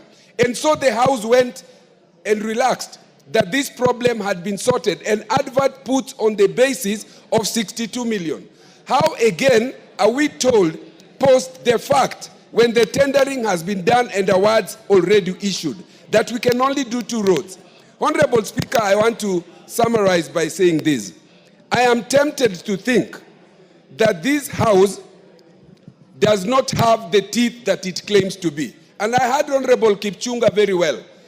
This House must either prove that it is the senior House that it claims to be, because it cannot be that the executive can go and exact upon, the governors, exact upon the executive on the potential or prospective merger of Kera and Kura, whose intention is still the very same, withdrawal of the money that goes to your constituencies. If you haven't seen that, our leadership, and I'm speaking here so that Honorable Ichungwa can hear, when you sit with the executive, what is it that you tell them in terms of the ability to leverage your legislative power to the executive to bear? I think we are a House that is so much ado about nothing, including myself. We either show that we can do this or we go the Karoli way. In the interim, Honorable Speaker, let us summon the CS of roads here even tomorrow and discuss these things, because the members of Parliament for Nairobi constituency, this is where all of you, the 290 of you, come here in between Tuesday and Thursday. Then you run to your constituencies. These roads are not maintained or done by the governors. I can confirm there is not a single tarmac road in Mathare constituency that has been done by the governors. So we must deal with this issue, and I suggest that we summon the CS tomorrow and suspend all our activities and address this issue. Thank you, Honorable Speaker. Junet. Mr. Speaker, I rise to, Mr. Speaker, to bring to the attention of the House matter of concern to the public, Mr. Speaker. Mr. Speaker, we are a country that is governed by the rule of law. And the last 2 days, Mr. Speaker, there was an episode in Nairobi County, Mr. Speaker, where people who could not pay their bills, electricity bills, Mr. Speaker, went ahead and dumped, I think, 1 truck or 2 trucks full of garbage, Mr. Speaker, in front of the premises of Kenya Power and Lighting Company, Mr. Speaker. Garbage and swill. Garbage and swill. And swill. You know swill? I know, Mr. Speaker. Okay, go on. Is it sewage? Is it sewage? Mr. Speaker, Mr. Speaker, Mr. Speaker, I want to bring to the attention of the House, Mr. Speaker, that is not the way to do things. Mr. Speaker, because Kenya Power and Lighting Company, Mr. Speaker, is a very, very important institution in our country. And is a public listed company. And is a company that is oversighted also by this House. Mr. Speaker, many people have defaulted in paying their bills. It's not only Nairobi County Assembly, Nairobi County government. But Mr. Speaker, if you cannot afford to pay your bills, you negotiate with the person you owe money. You don't use other means to intimidate them and to make them, to make them let you go with their money. Mr. Speaker, I stand here to condemn that matter, Mr. Speaker, because it is uncouth and primitive, and it is an irresponsible way of dealing with an issue. Mr. Speaker, Nairobi City County of late has been doing a good job. They have been trying to clean the city, to remove, kiosks on the roadside that have encroached on the public pavements, Mr. Speaker. But this act they did yesterday, Majority Leader, is unacceptable. How can you, at this time, intimidate a government institution? Even though some of the major shareholders might be private, even some of them are members of this House, I know, of Kenya Power. And I'm told they're getting very good dividends this financial year because Kenya Power is doing very well. I don't know. He's not around now, but he's a serious investor in that place, Mr. Speaker. But that's very good. Even us, we aspire to be that. Because, you know, somebody who's younger than me, that I don't know how we achieve that. I'm really worried, Mr. Speaker. I need to pull up my socks and do something, Mr. Speaker. But having said that, Mr. Speaker, and that could be one of the reasons why we want to have change in the budget committee, maybe. Who knows? But I leave it there for people to decide. It's not in my place to judge anyone, Mr. Speaker. But Mr. Speaker, the issue that I want to bring to the attention of the House is that the Nairobi County government must apologize and must desist from that kind of act going forward. The governor must apologize to the institution called Kenya Power and Lighting Company and residents of Nairobi in general. Because, Mr. Speaker, we cannot do that. Tomorrow, they will have a problem with NEMA. They will have a problem with any other institution. Is that the way you are going to solve your disputes?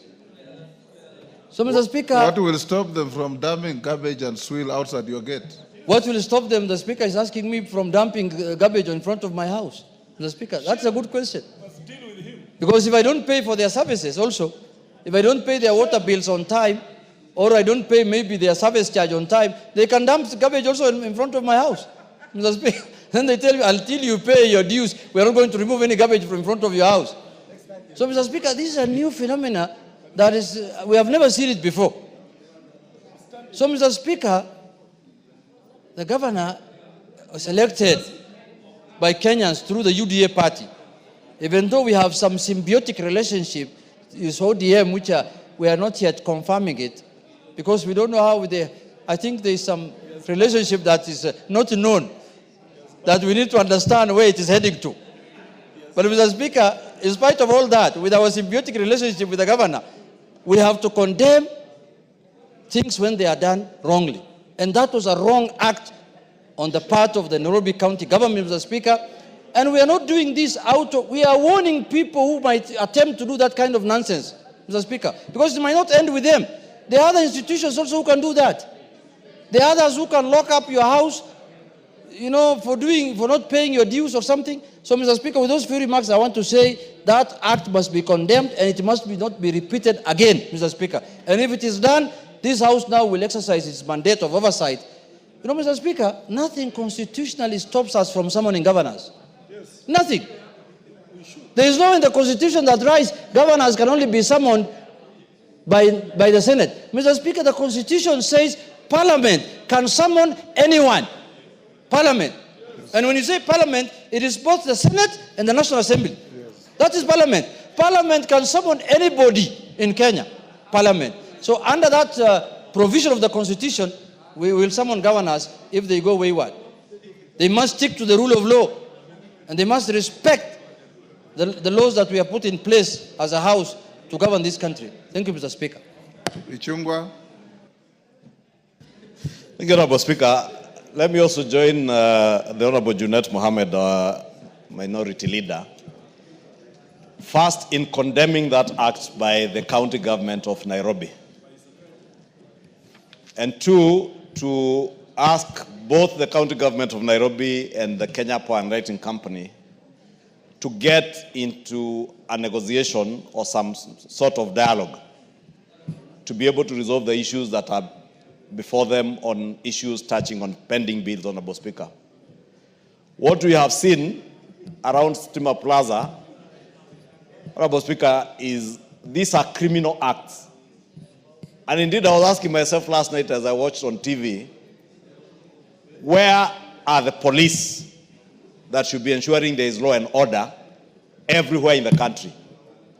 The Inspector General of Police must take decisive action. And it must begin with the drivers who drove those trucks there.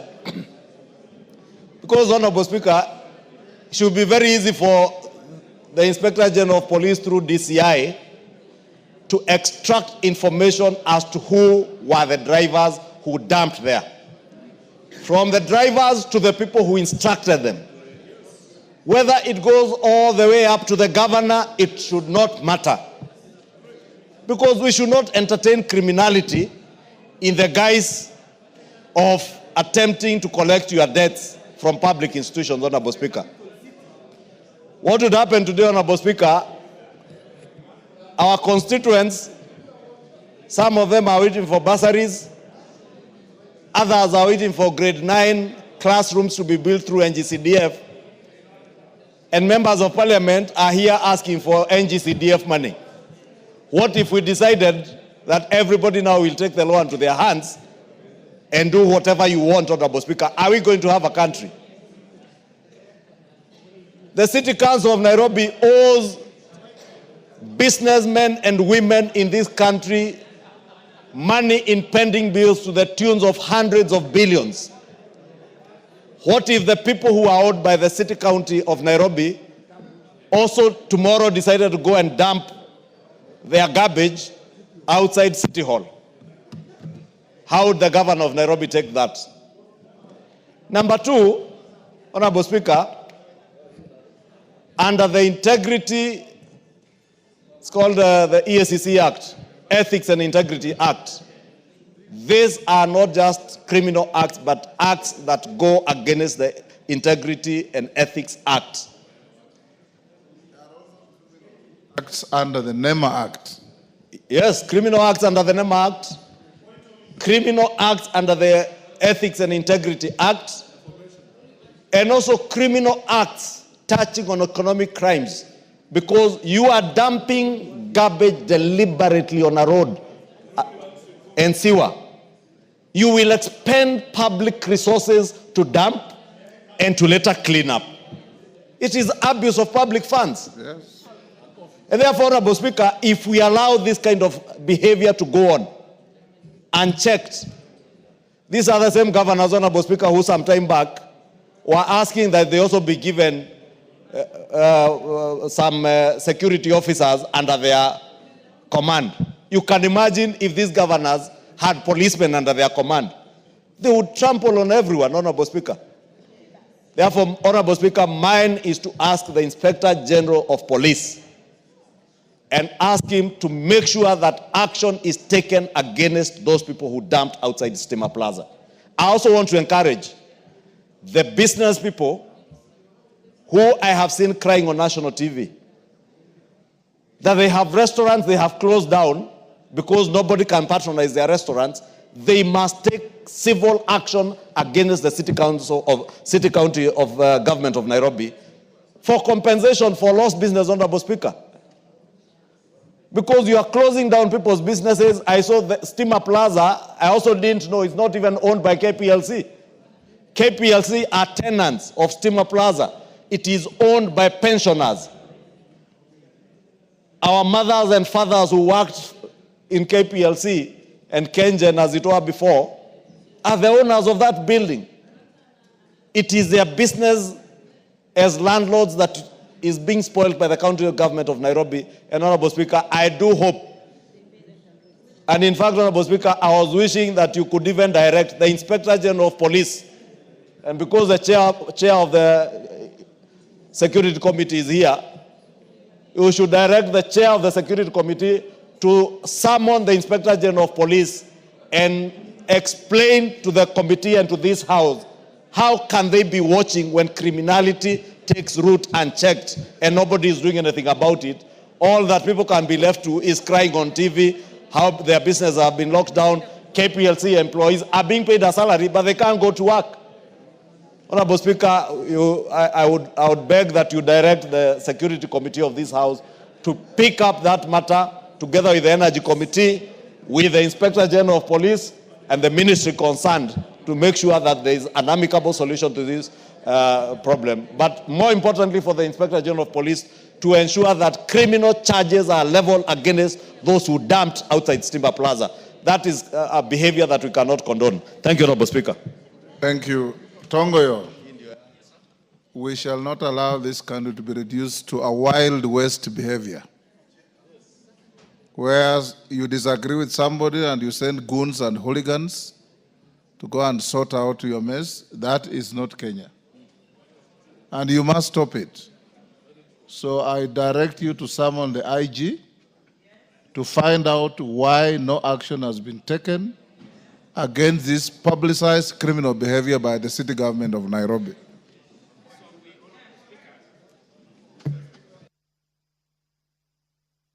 Yes, Dr. Nyikal. Hold on, Tongoyo. Mr. Speaker, it's not only the police that we should ask.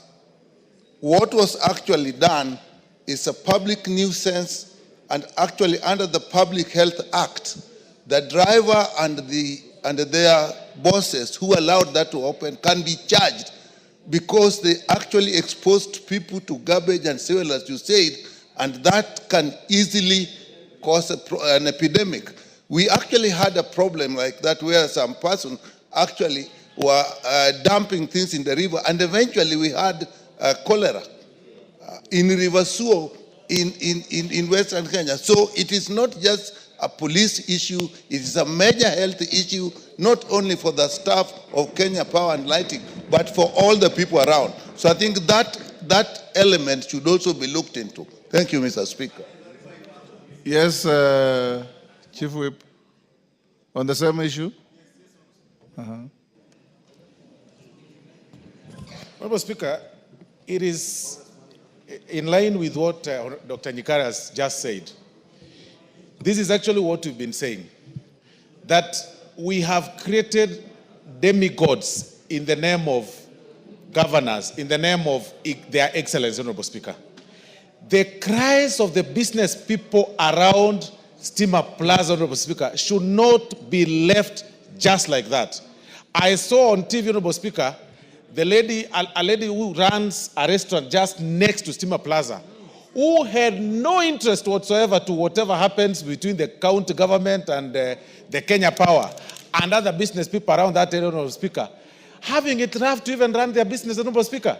There is even one cow, Honorable Speaker, that was towed by the county government, Honorable Speaker, that did not belong to the people, to any employee that works in the Steamer Plaza, Honorable Speaker. That is exactly what we are talking about in relation to everything that we've talked about as far as the county governments and the governors are concerned, Honorable Speaker. So I also join the majority leader and all the leaders that have spoken in saying that it's about time that we also invite those governors perhaps in this house or find a way to have these committees, Honorable Speaker, to investigate some of those actions. I know it's not within our mandate. We'll be acting ultra-violent. It is within your mandate. It is within our mandate. Read the Constitution. So that this committee, I'm well guided, Honorable Speaker. Article 95, I presume.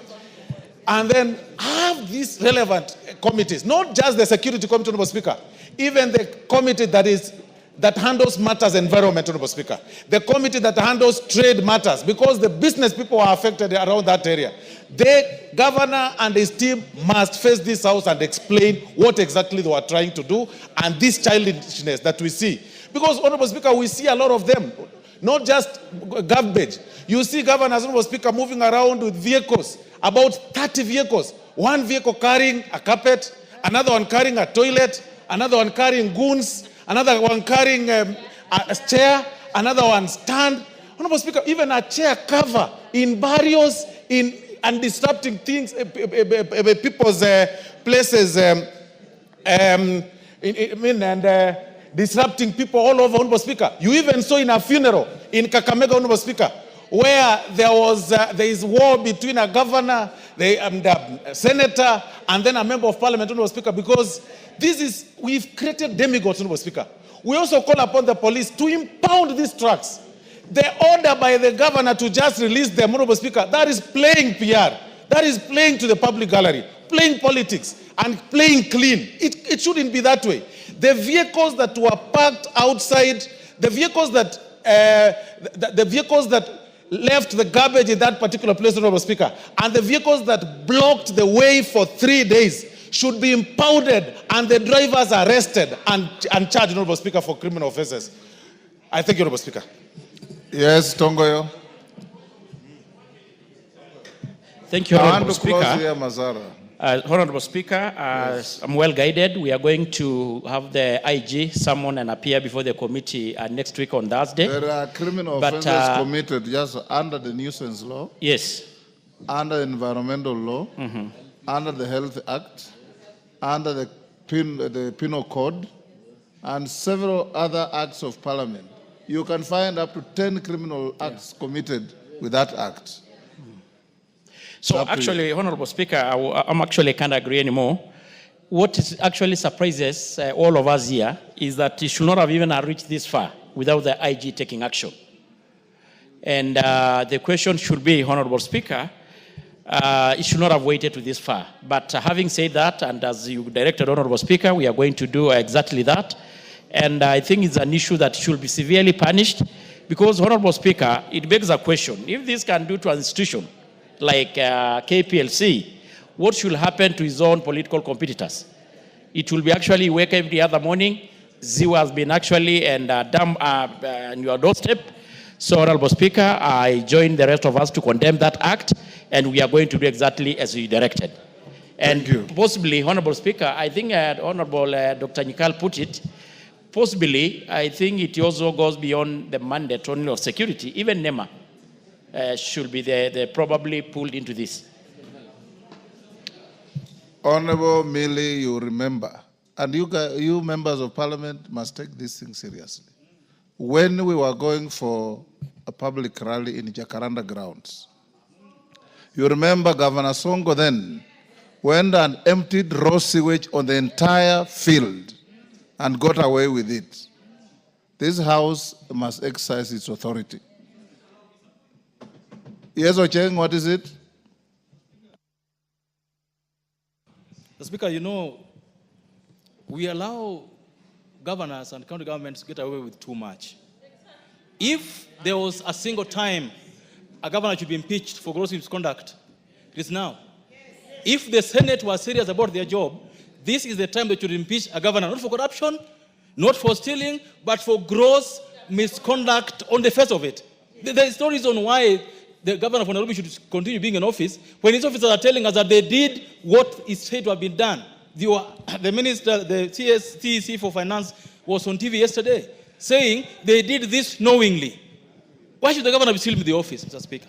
Number two, Mr. Speaker, on this matter, and Dongo has spoken, the idea that National Assembly cannot summon governors is illegal. We've always known this. I think this assembly must start summoning governors where they go afoul of the law.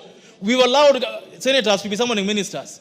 We know it's wrong, but we've allowed them to do so. I believe, Mr. Speaker, that you must give a direction that committee chairs, committees concerned should henceforth start summoning governors where they go against the law. We should not shy from summoning them because of anything. There's nothing against the law when you summon governors to come here. And after, I think the day Don Botongo summons the IG, he must summon the governor also to come before that committee so that these matters are handled in a manner that shows that this House has teeth and it will bite when it matters most. Mr. Speaker, my issue is very related with the one we are discussing. These governors are becoming demigods. One, in Migori, you know there is a company called Sony Sugar. The governor of Migori has just decided to impound tractors carrying sugarcane to the factory because of some pending bills. Around 12 tractors now are in somewhere with the sugarcane in them.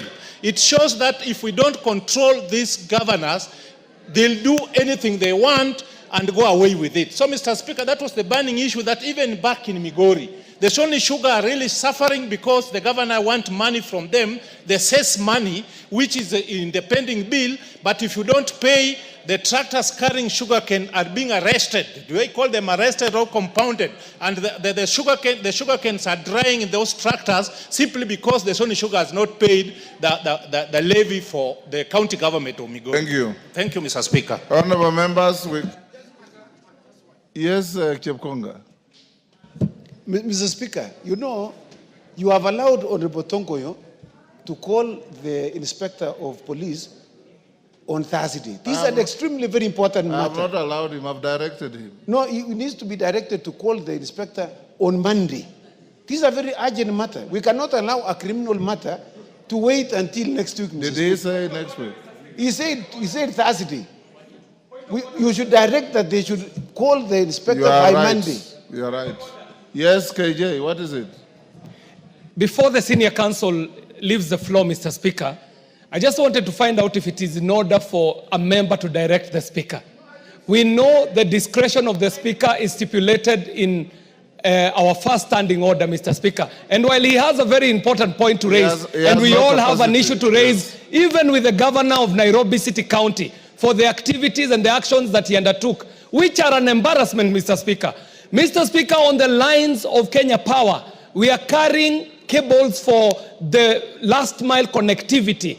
And our sector, the ICT and digital economy, is depending on Kenya Power to transmit this last line connectivity of fiber to the homes of Kenyans. It is one of the biggest pillars of the Kenya Kwanza government in the Kenya Digital Master Plan. So when you go and upset a fellow agency, which is a government agency, it is a gross action by a leader, Mr. Speaker. And so if it is for the IG to appear here, I do not think it is in the place. It is in the place of Honorable Chepkonga to guide you. I know, Mr. Speaker, under discretionary standing order number 1, you are wise enough to make a Solomonic decision on this issue. However, what was done by Governor Sakaja is gross misconduct, goes against the tenets of the Constitution, even on matters to do with leadership, Mr. Speaker. And I thank you for this opportunity. I just needed to know if Honorable Chepkonga is in order to direct the chair. Tongoyo, you will summon the IG on Monday. Right? Honorable members, let's end there on that. I don't know if this school is still in the public gallery. St. Jacinda Secondary School from Marakwet West, Elgeyo Marakwet. Even if they have left, for the record, we welcome them to the House of Parliament. And they have left? Okay. Next order. As they call the next order, clerk hold, I've been requested by Honorable Murugara to stay order number 14 to next week. So I order that order number 14, when it's reached, will be stayed to next week. Call the next order, order number 11. Order number 11, the Gold Processing Bill, National Assembly Bill number 46 of 2023, second reading, resumption of debate. Fatma Zainab of Migori, she's not here. She forfeits the opportunity. She had 4 minutes to go. Martin Owino, are you here for the gold? Go ahead. Yes, Nabi, for the bill. I've given the floor to Martin Owino. You will speak thereafter. Thank you, Mr. Speaker. Mr. Speaker, I rise to support this bill. As it stands now, Mr. Speaker, the mining of gold in every part of the country is in a mess. But people are desperate and they are looking for how they can survive. They go into caves, these caves collapses, and many people are killed. Some are maimed and disabled because they are looking for gold. So when I look at this bill, I think it's going to bring order to the mining industry. Mr. Speaker, the bill seeks to establish the institutional and legal framework where these people who are struggling to mine gold can be put in order in terms of mining itself, collecting the gold, purification, smeltering, fabrication, and registration of the whole business. This is lacking right now. Like even in my constituency, there are small pockets of areas which are thought to have gold. And because of the desperation, people go into these areas and start mining. And sometimes, actually many times, you find this, when it rains, the holes collapses and people die. So I think in my submission, I want to thank the committee of all the observations and all the recommendations they have done to this bill, and the establishment of that regulatory framework that will put everything in order. Another time, so you find these people, when they have got the little cash they have from the mining they also get blackmailed by people in between. In fact, if we don't come to the rescue, I hope this will be fast-tracked so that our people are not exploited as they struggle to mind the bill. So, Mr. Speaker, with those few remarks, I want to say this is a good bill, and I urge other members to support it. It will bring order and soundness to the industry, and I think out of that, the whole country will also gain in that order of business. Thank you, Mr. Speaker.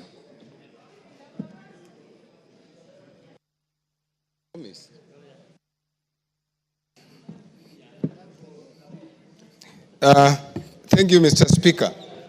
Mr. Speaker, I rise to support the bill. Mr. Speaker, as you are aware, parts of Kakamega have quite a bit of gold deposits. But Mr. Speaker, we've lost quite a number of productive people because the business has been done crudely, haphazardly, and by exploitative forces. In actual sense, Mr. Speaker, the community, the county government, and the country has lost not only people, but revenues. Mr. Speaker, some of the people have engaged our local people into mining as basically smugglers. And this bill would not have come at a better time other than this. And therefore I want to thank Honorable Shinali and the members of the committee for processing this bill to this House. Mr. Speaker, when we have mining of gold, and we know in this country, western part of Kenya, which has been discriminated in other development, I see this as a God-sent opportunity that no one can take away from us. That if we can realign, we can smoothen, we can have a legal framework to mine gold, then we are going to improve the lives of our people. We are going to improve the per capita income of the people in Lurambi in Kakamega, the people in Ikolomani in Kakamega, the people in Bondo and other parts of Siaya, the people in Migori, and some parts of Homa Bay. This therefore provides a platform even for the ministry and the Department of Mining and Geology to go further and find other areas in Western Kenya that have deposits of gold. Mr. Speaker, I was really concerned 2 weeks ago in Shinyalu, where we lost 2 people and 18 others were injured because they were mining gold crudely. Mr. Speaker, I also want to bring to your notice an individual I know who has made billions of money from the mines in Ikolomani, but unfortunately for us, Mr. Speaker, the people who mine are paid meager earnings and the government does not earn any revenue. For this reason, Mr. Speaker, I support the bill. Honorable Dick Maungu. Thank you very much, Mr. Speaker, for the opportunity given that I may also add my voice on this important bill. Mr. Speaker, from the onset, I wish to really applaud my good brother, Honorable Ben Shinali, and the committee for having come up with such a progressive bill. Gold is an important resource. Mr. Speaker, Kenya is one of those few countries that God has blessed with this rare resource. And therefore, a law that comes in to kind of put order and protect the small miners is highly welcome, Mr. Speaker. My good friend, Brother Nabi, forgot to mention that apart from Kakamega, Vihiga, Luanda, is one of those areas that have been identified as potentially full of gold deposits, Mr. Speaker. And therefore, this bill will not only go to protect other counties, Mr. Speaker, but my people in Luanda, a place known as Mwibona Ward, in Maloba in South, and other areas, Mr. Speaker, we have these gold deposits. But for a long time, Mr. Speaker, our young men have been abused and misused by the so-called cartels who've taken advantage of these young people for lack of legislation and some framework within which they can do their processing, Mr. Speaker. And therefore, this bill moves in to bring order and sanity, Mr. Speaker, as we shall give protection to these people who actually do mining at that low level, Mr. Speaker. Mr. Speaker, as late as last Saturday, we buried one of our great men who died in the process of gold mining. And we have lost very many young men and men, Mr. Speaker, who every other day move into these mines trying to secure an economic venture out of the mines, Mr. Speaker. In the process, the mines collapse. Sometimes they are covered within, Mr. Speaker, never to be seen again. And this leaves young widows, leaves young children without parents, Mr. Speaker. And therefore, having this bill that will ensure the environment within which gold is mined is safe, Mr. Speaker, will go a long way in ensuring there's integrity, a long way, Mr. Speaker, in ensuring that the artisanal miners, Mr. Speaker, are equally enabled on how they can be trained, they can be facilitated, Mr. Speaker, so that brokers and cartels don't take over the industry. Therefore, I rise to support and say thank you to my good brother Shinali for a well-thought bill at a point in time. Thank you. Honorable Ferdinand Wanyonyi. Thank you, Mr. Speaker. I want to take this opportunity to talk about this particular bill. I think said by your brother from the area, and I'm also from the neighborhood of the gold mine in Kakamega. And I think quite a number of things, Mr. Speaker, should be done, and be done very urgently. First and foremost, I think I was reading a paper some times back, and I was told, it's about 2-3 weeks ago, that Africa is still very good at natural resources. And they have yet to be exploited, they have yet to be, we don't even have any structure in doing the mining of some of these natural resources in Kenya. And this particular area, the gold mine, and I think those years when I was very young, and it was even in school, that actually it was the best in Africa. The only thing is that there's very poor infrastructure. Sure, and I think I've had some committees that actually are involved. And Mr. Speaker, the area is just, anybody can walk in, even you and I can walk in there and say, okay, I want to do it, so long as you give some tips to the people who are around there. And those people can now go in there and do the mining. So there's very poor infrastructure. I want to take this, that the administrative unit of this country, with the leadership of the area, including my brother who has actually proposed this bill, should be able to sit down with the gold mining interests, those who have come from outside the country. I understand there are even Japanese there, Chinese there, to sit around and be able to organize the way this particular mining can be done. And I can tell you, it's just not going to offer jobs to our people. It's also going to earn us a lot of foreign exchange, because gold is one of the very precious metal in the world. And you can see even this speaker here, this, you look at it, is all but gold, very precious. And therefore, I think the best thing to do, and I want to ask my brother, Shinali, to be able, because we are depending on you as a leader in the area, do you organize yourselves and be able to have the administrative unit to be able to organize the whole place? Because it's very, very unfortunate. There are people who actually are looking for jobs and there are no jobs. And that's why the boys and girls that rushed there died, because all they are looking for is an income. And therefore, I think my suggestion is that we sit down and be able to organize ourselves so that apart from that particular mining, the other exploration. That's why the Europeans actually, you and I have read history, rushed to Africa because Africa had all the natural resources. And I can tell you, even where we are now in Nairobi, maybe there are gold mines, we can always get gold here, but we have to organize ourselves.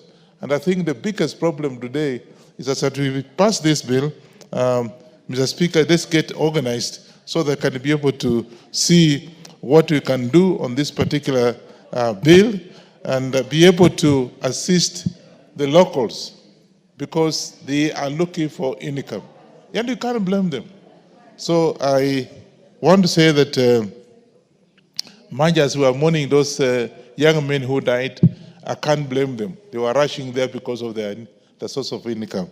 And therefore, Mr. Speaker, I want to say we get ourselves organized. I think the Ministry of Mining, it should be taken there and be in charge of organizing the whole mining structure so that we don't have a repeat of this for the benefit of this country and for the benefit of the people from Kakamega and the benefit of the people who actually are surrounded that place, including you and I. And therefore, I support this and ask the Member of Parliament to take leadership like you have done now, not because you saw people dying, but for the future of this country, so that you're on record to be able to assist our people and the ministry so can do proper mining of the area. Mr. Speaker, I want to support this. Thank you. The Honorable Samuel Atandi. Thank you, Honorable Speaker, for giving me the opportunity to make my submissions on this bill. Honorable Speaker, I rise to say that the Gold Processing Bill 2023 has come to this floor of the House at the right time, and the bill is timely because of the issues the bill is seeking to correct.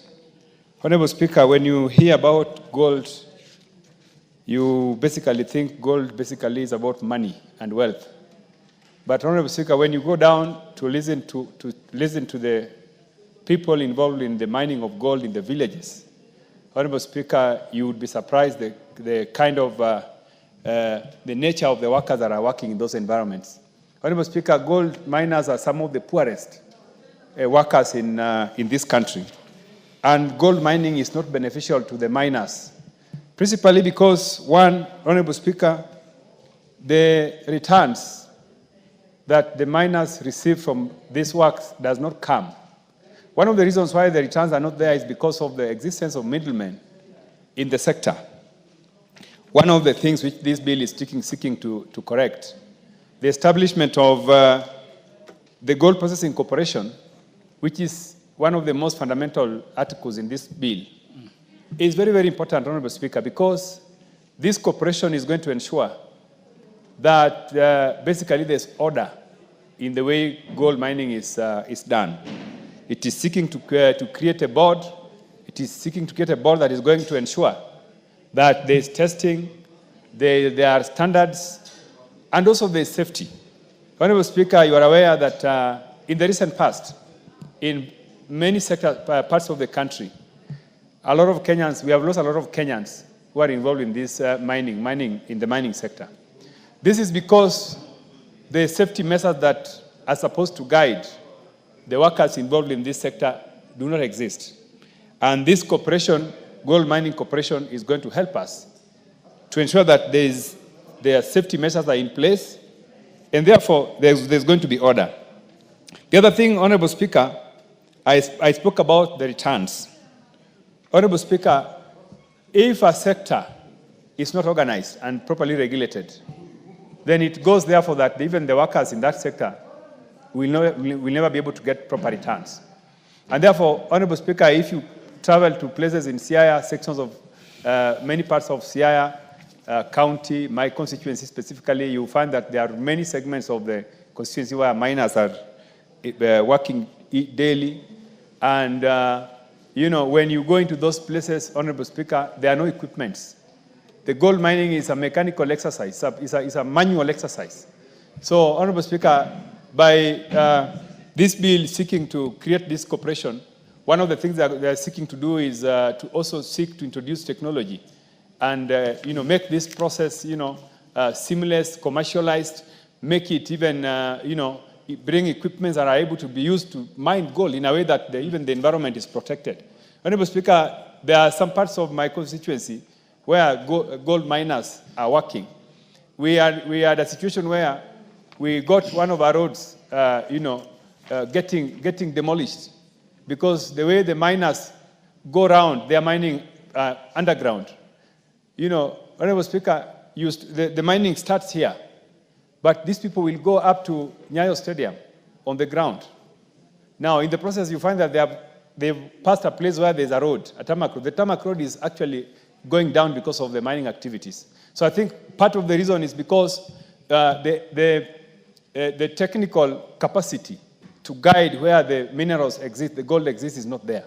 So I think this bill is really, really important, and I want to ask members of this House to really pass this bill quickly, to allow this bill to be in action for the safety of the people involved in the mining sector, and also to ensure that people involved in the mining sector are getting returns.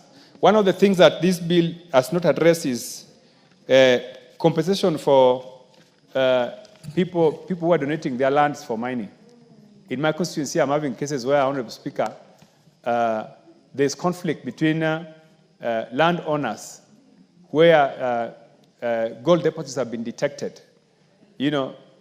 When these gold deposits are detected in a particular area, then of course the miners, the people who want to mine, come to sign agreements. These agreements are not tested.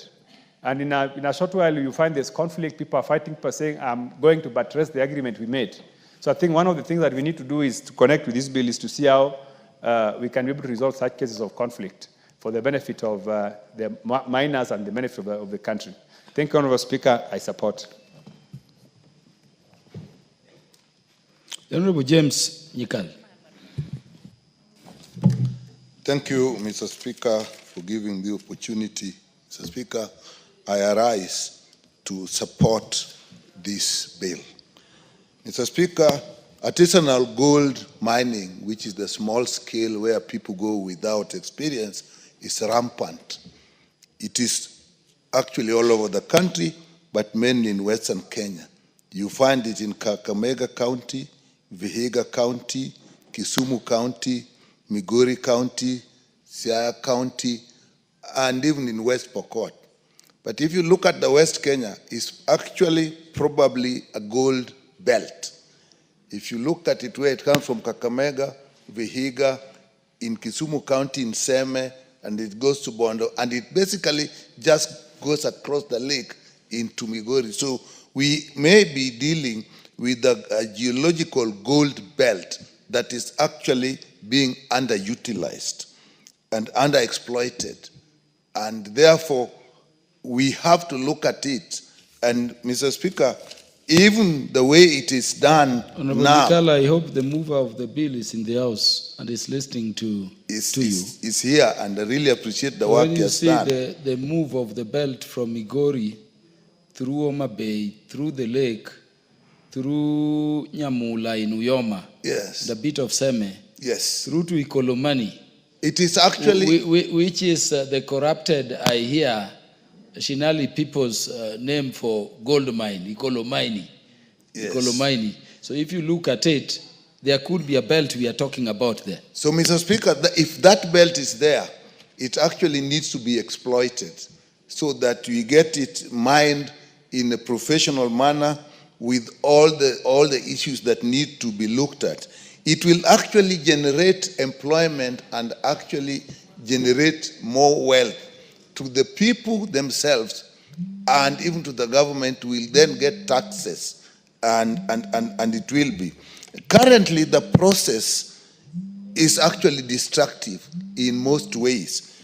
What people are concerned about most is actually when the mines collapse, because these young people are working underground. They don't have the skills or even the resources to actually protect the mines as they go deep inside. Mr. Speaker, the other thing is it actually distracts children from education. So children actually abandon going to school to go and work in these mines. So it has a very dangerous effect. Mr. Speaker, when they go underneath the equipment they use, they actually go under there with generators. And actually, sometimes people die from just carbon monoxide poison, carbon poisoning because of the smokes that come from the generators. These are all things that we really are not looking at. But it's not only that danger. The danger we all know about is the collapse.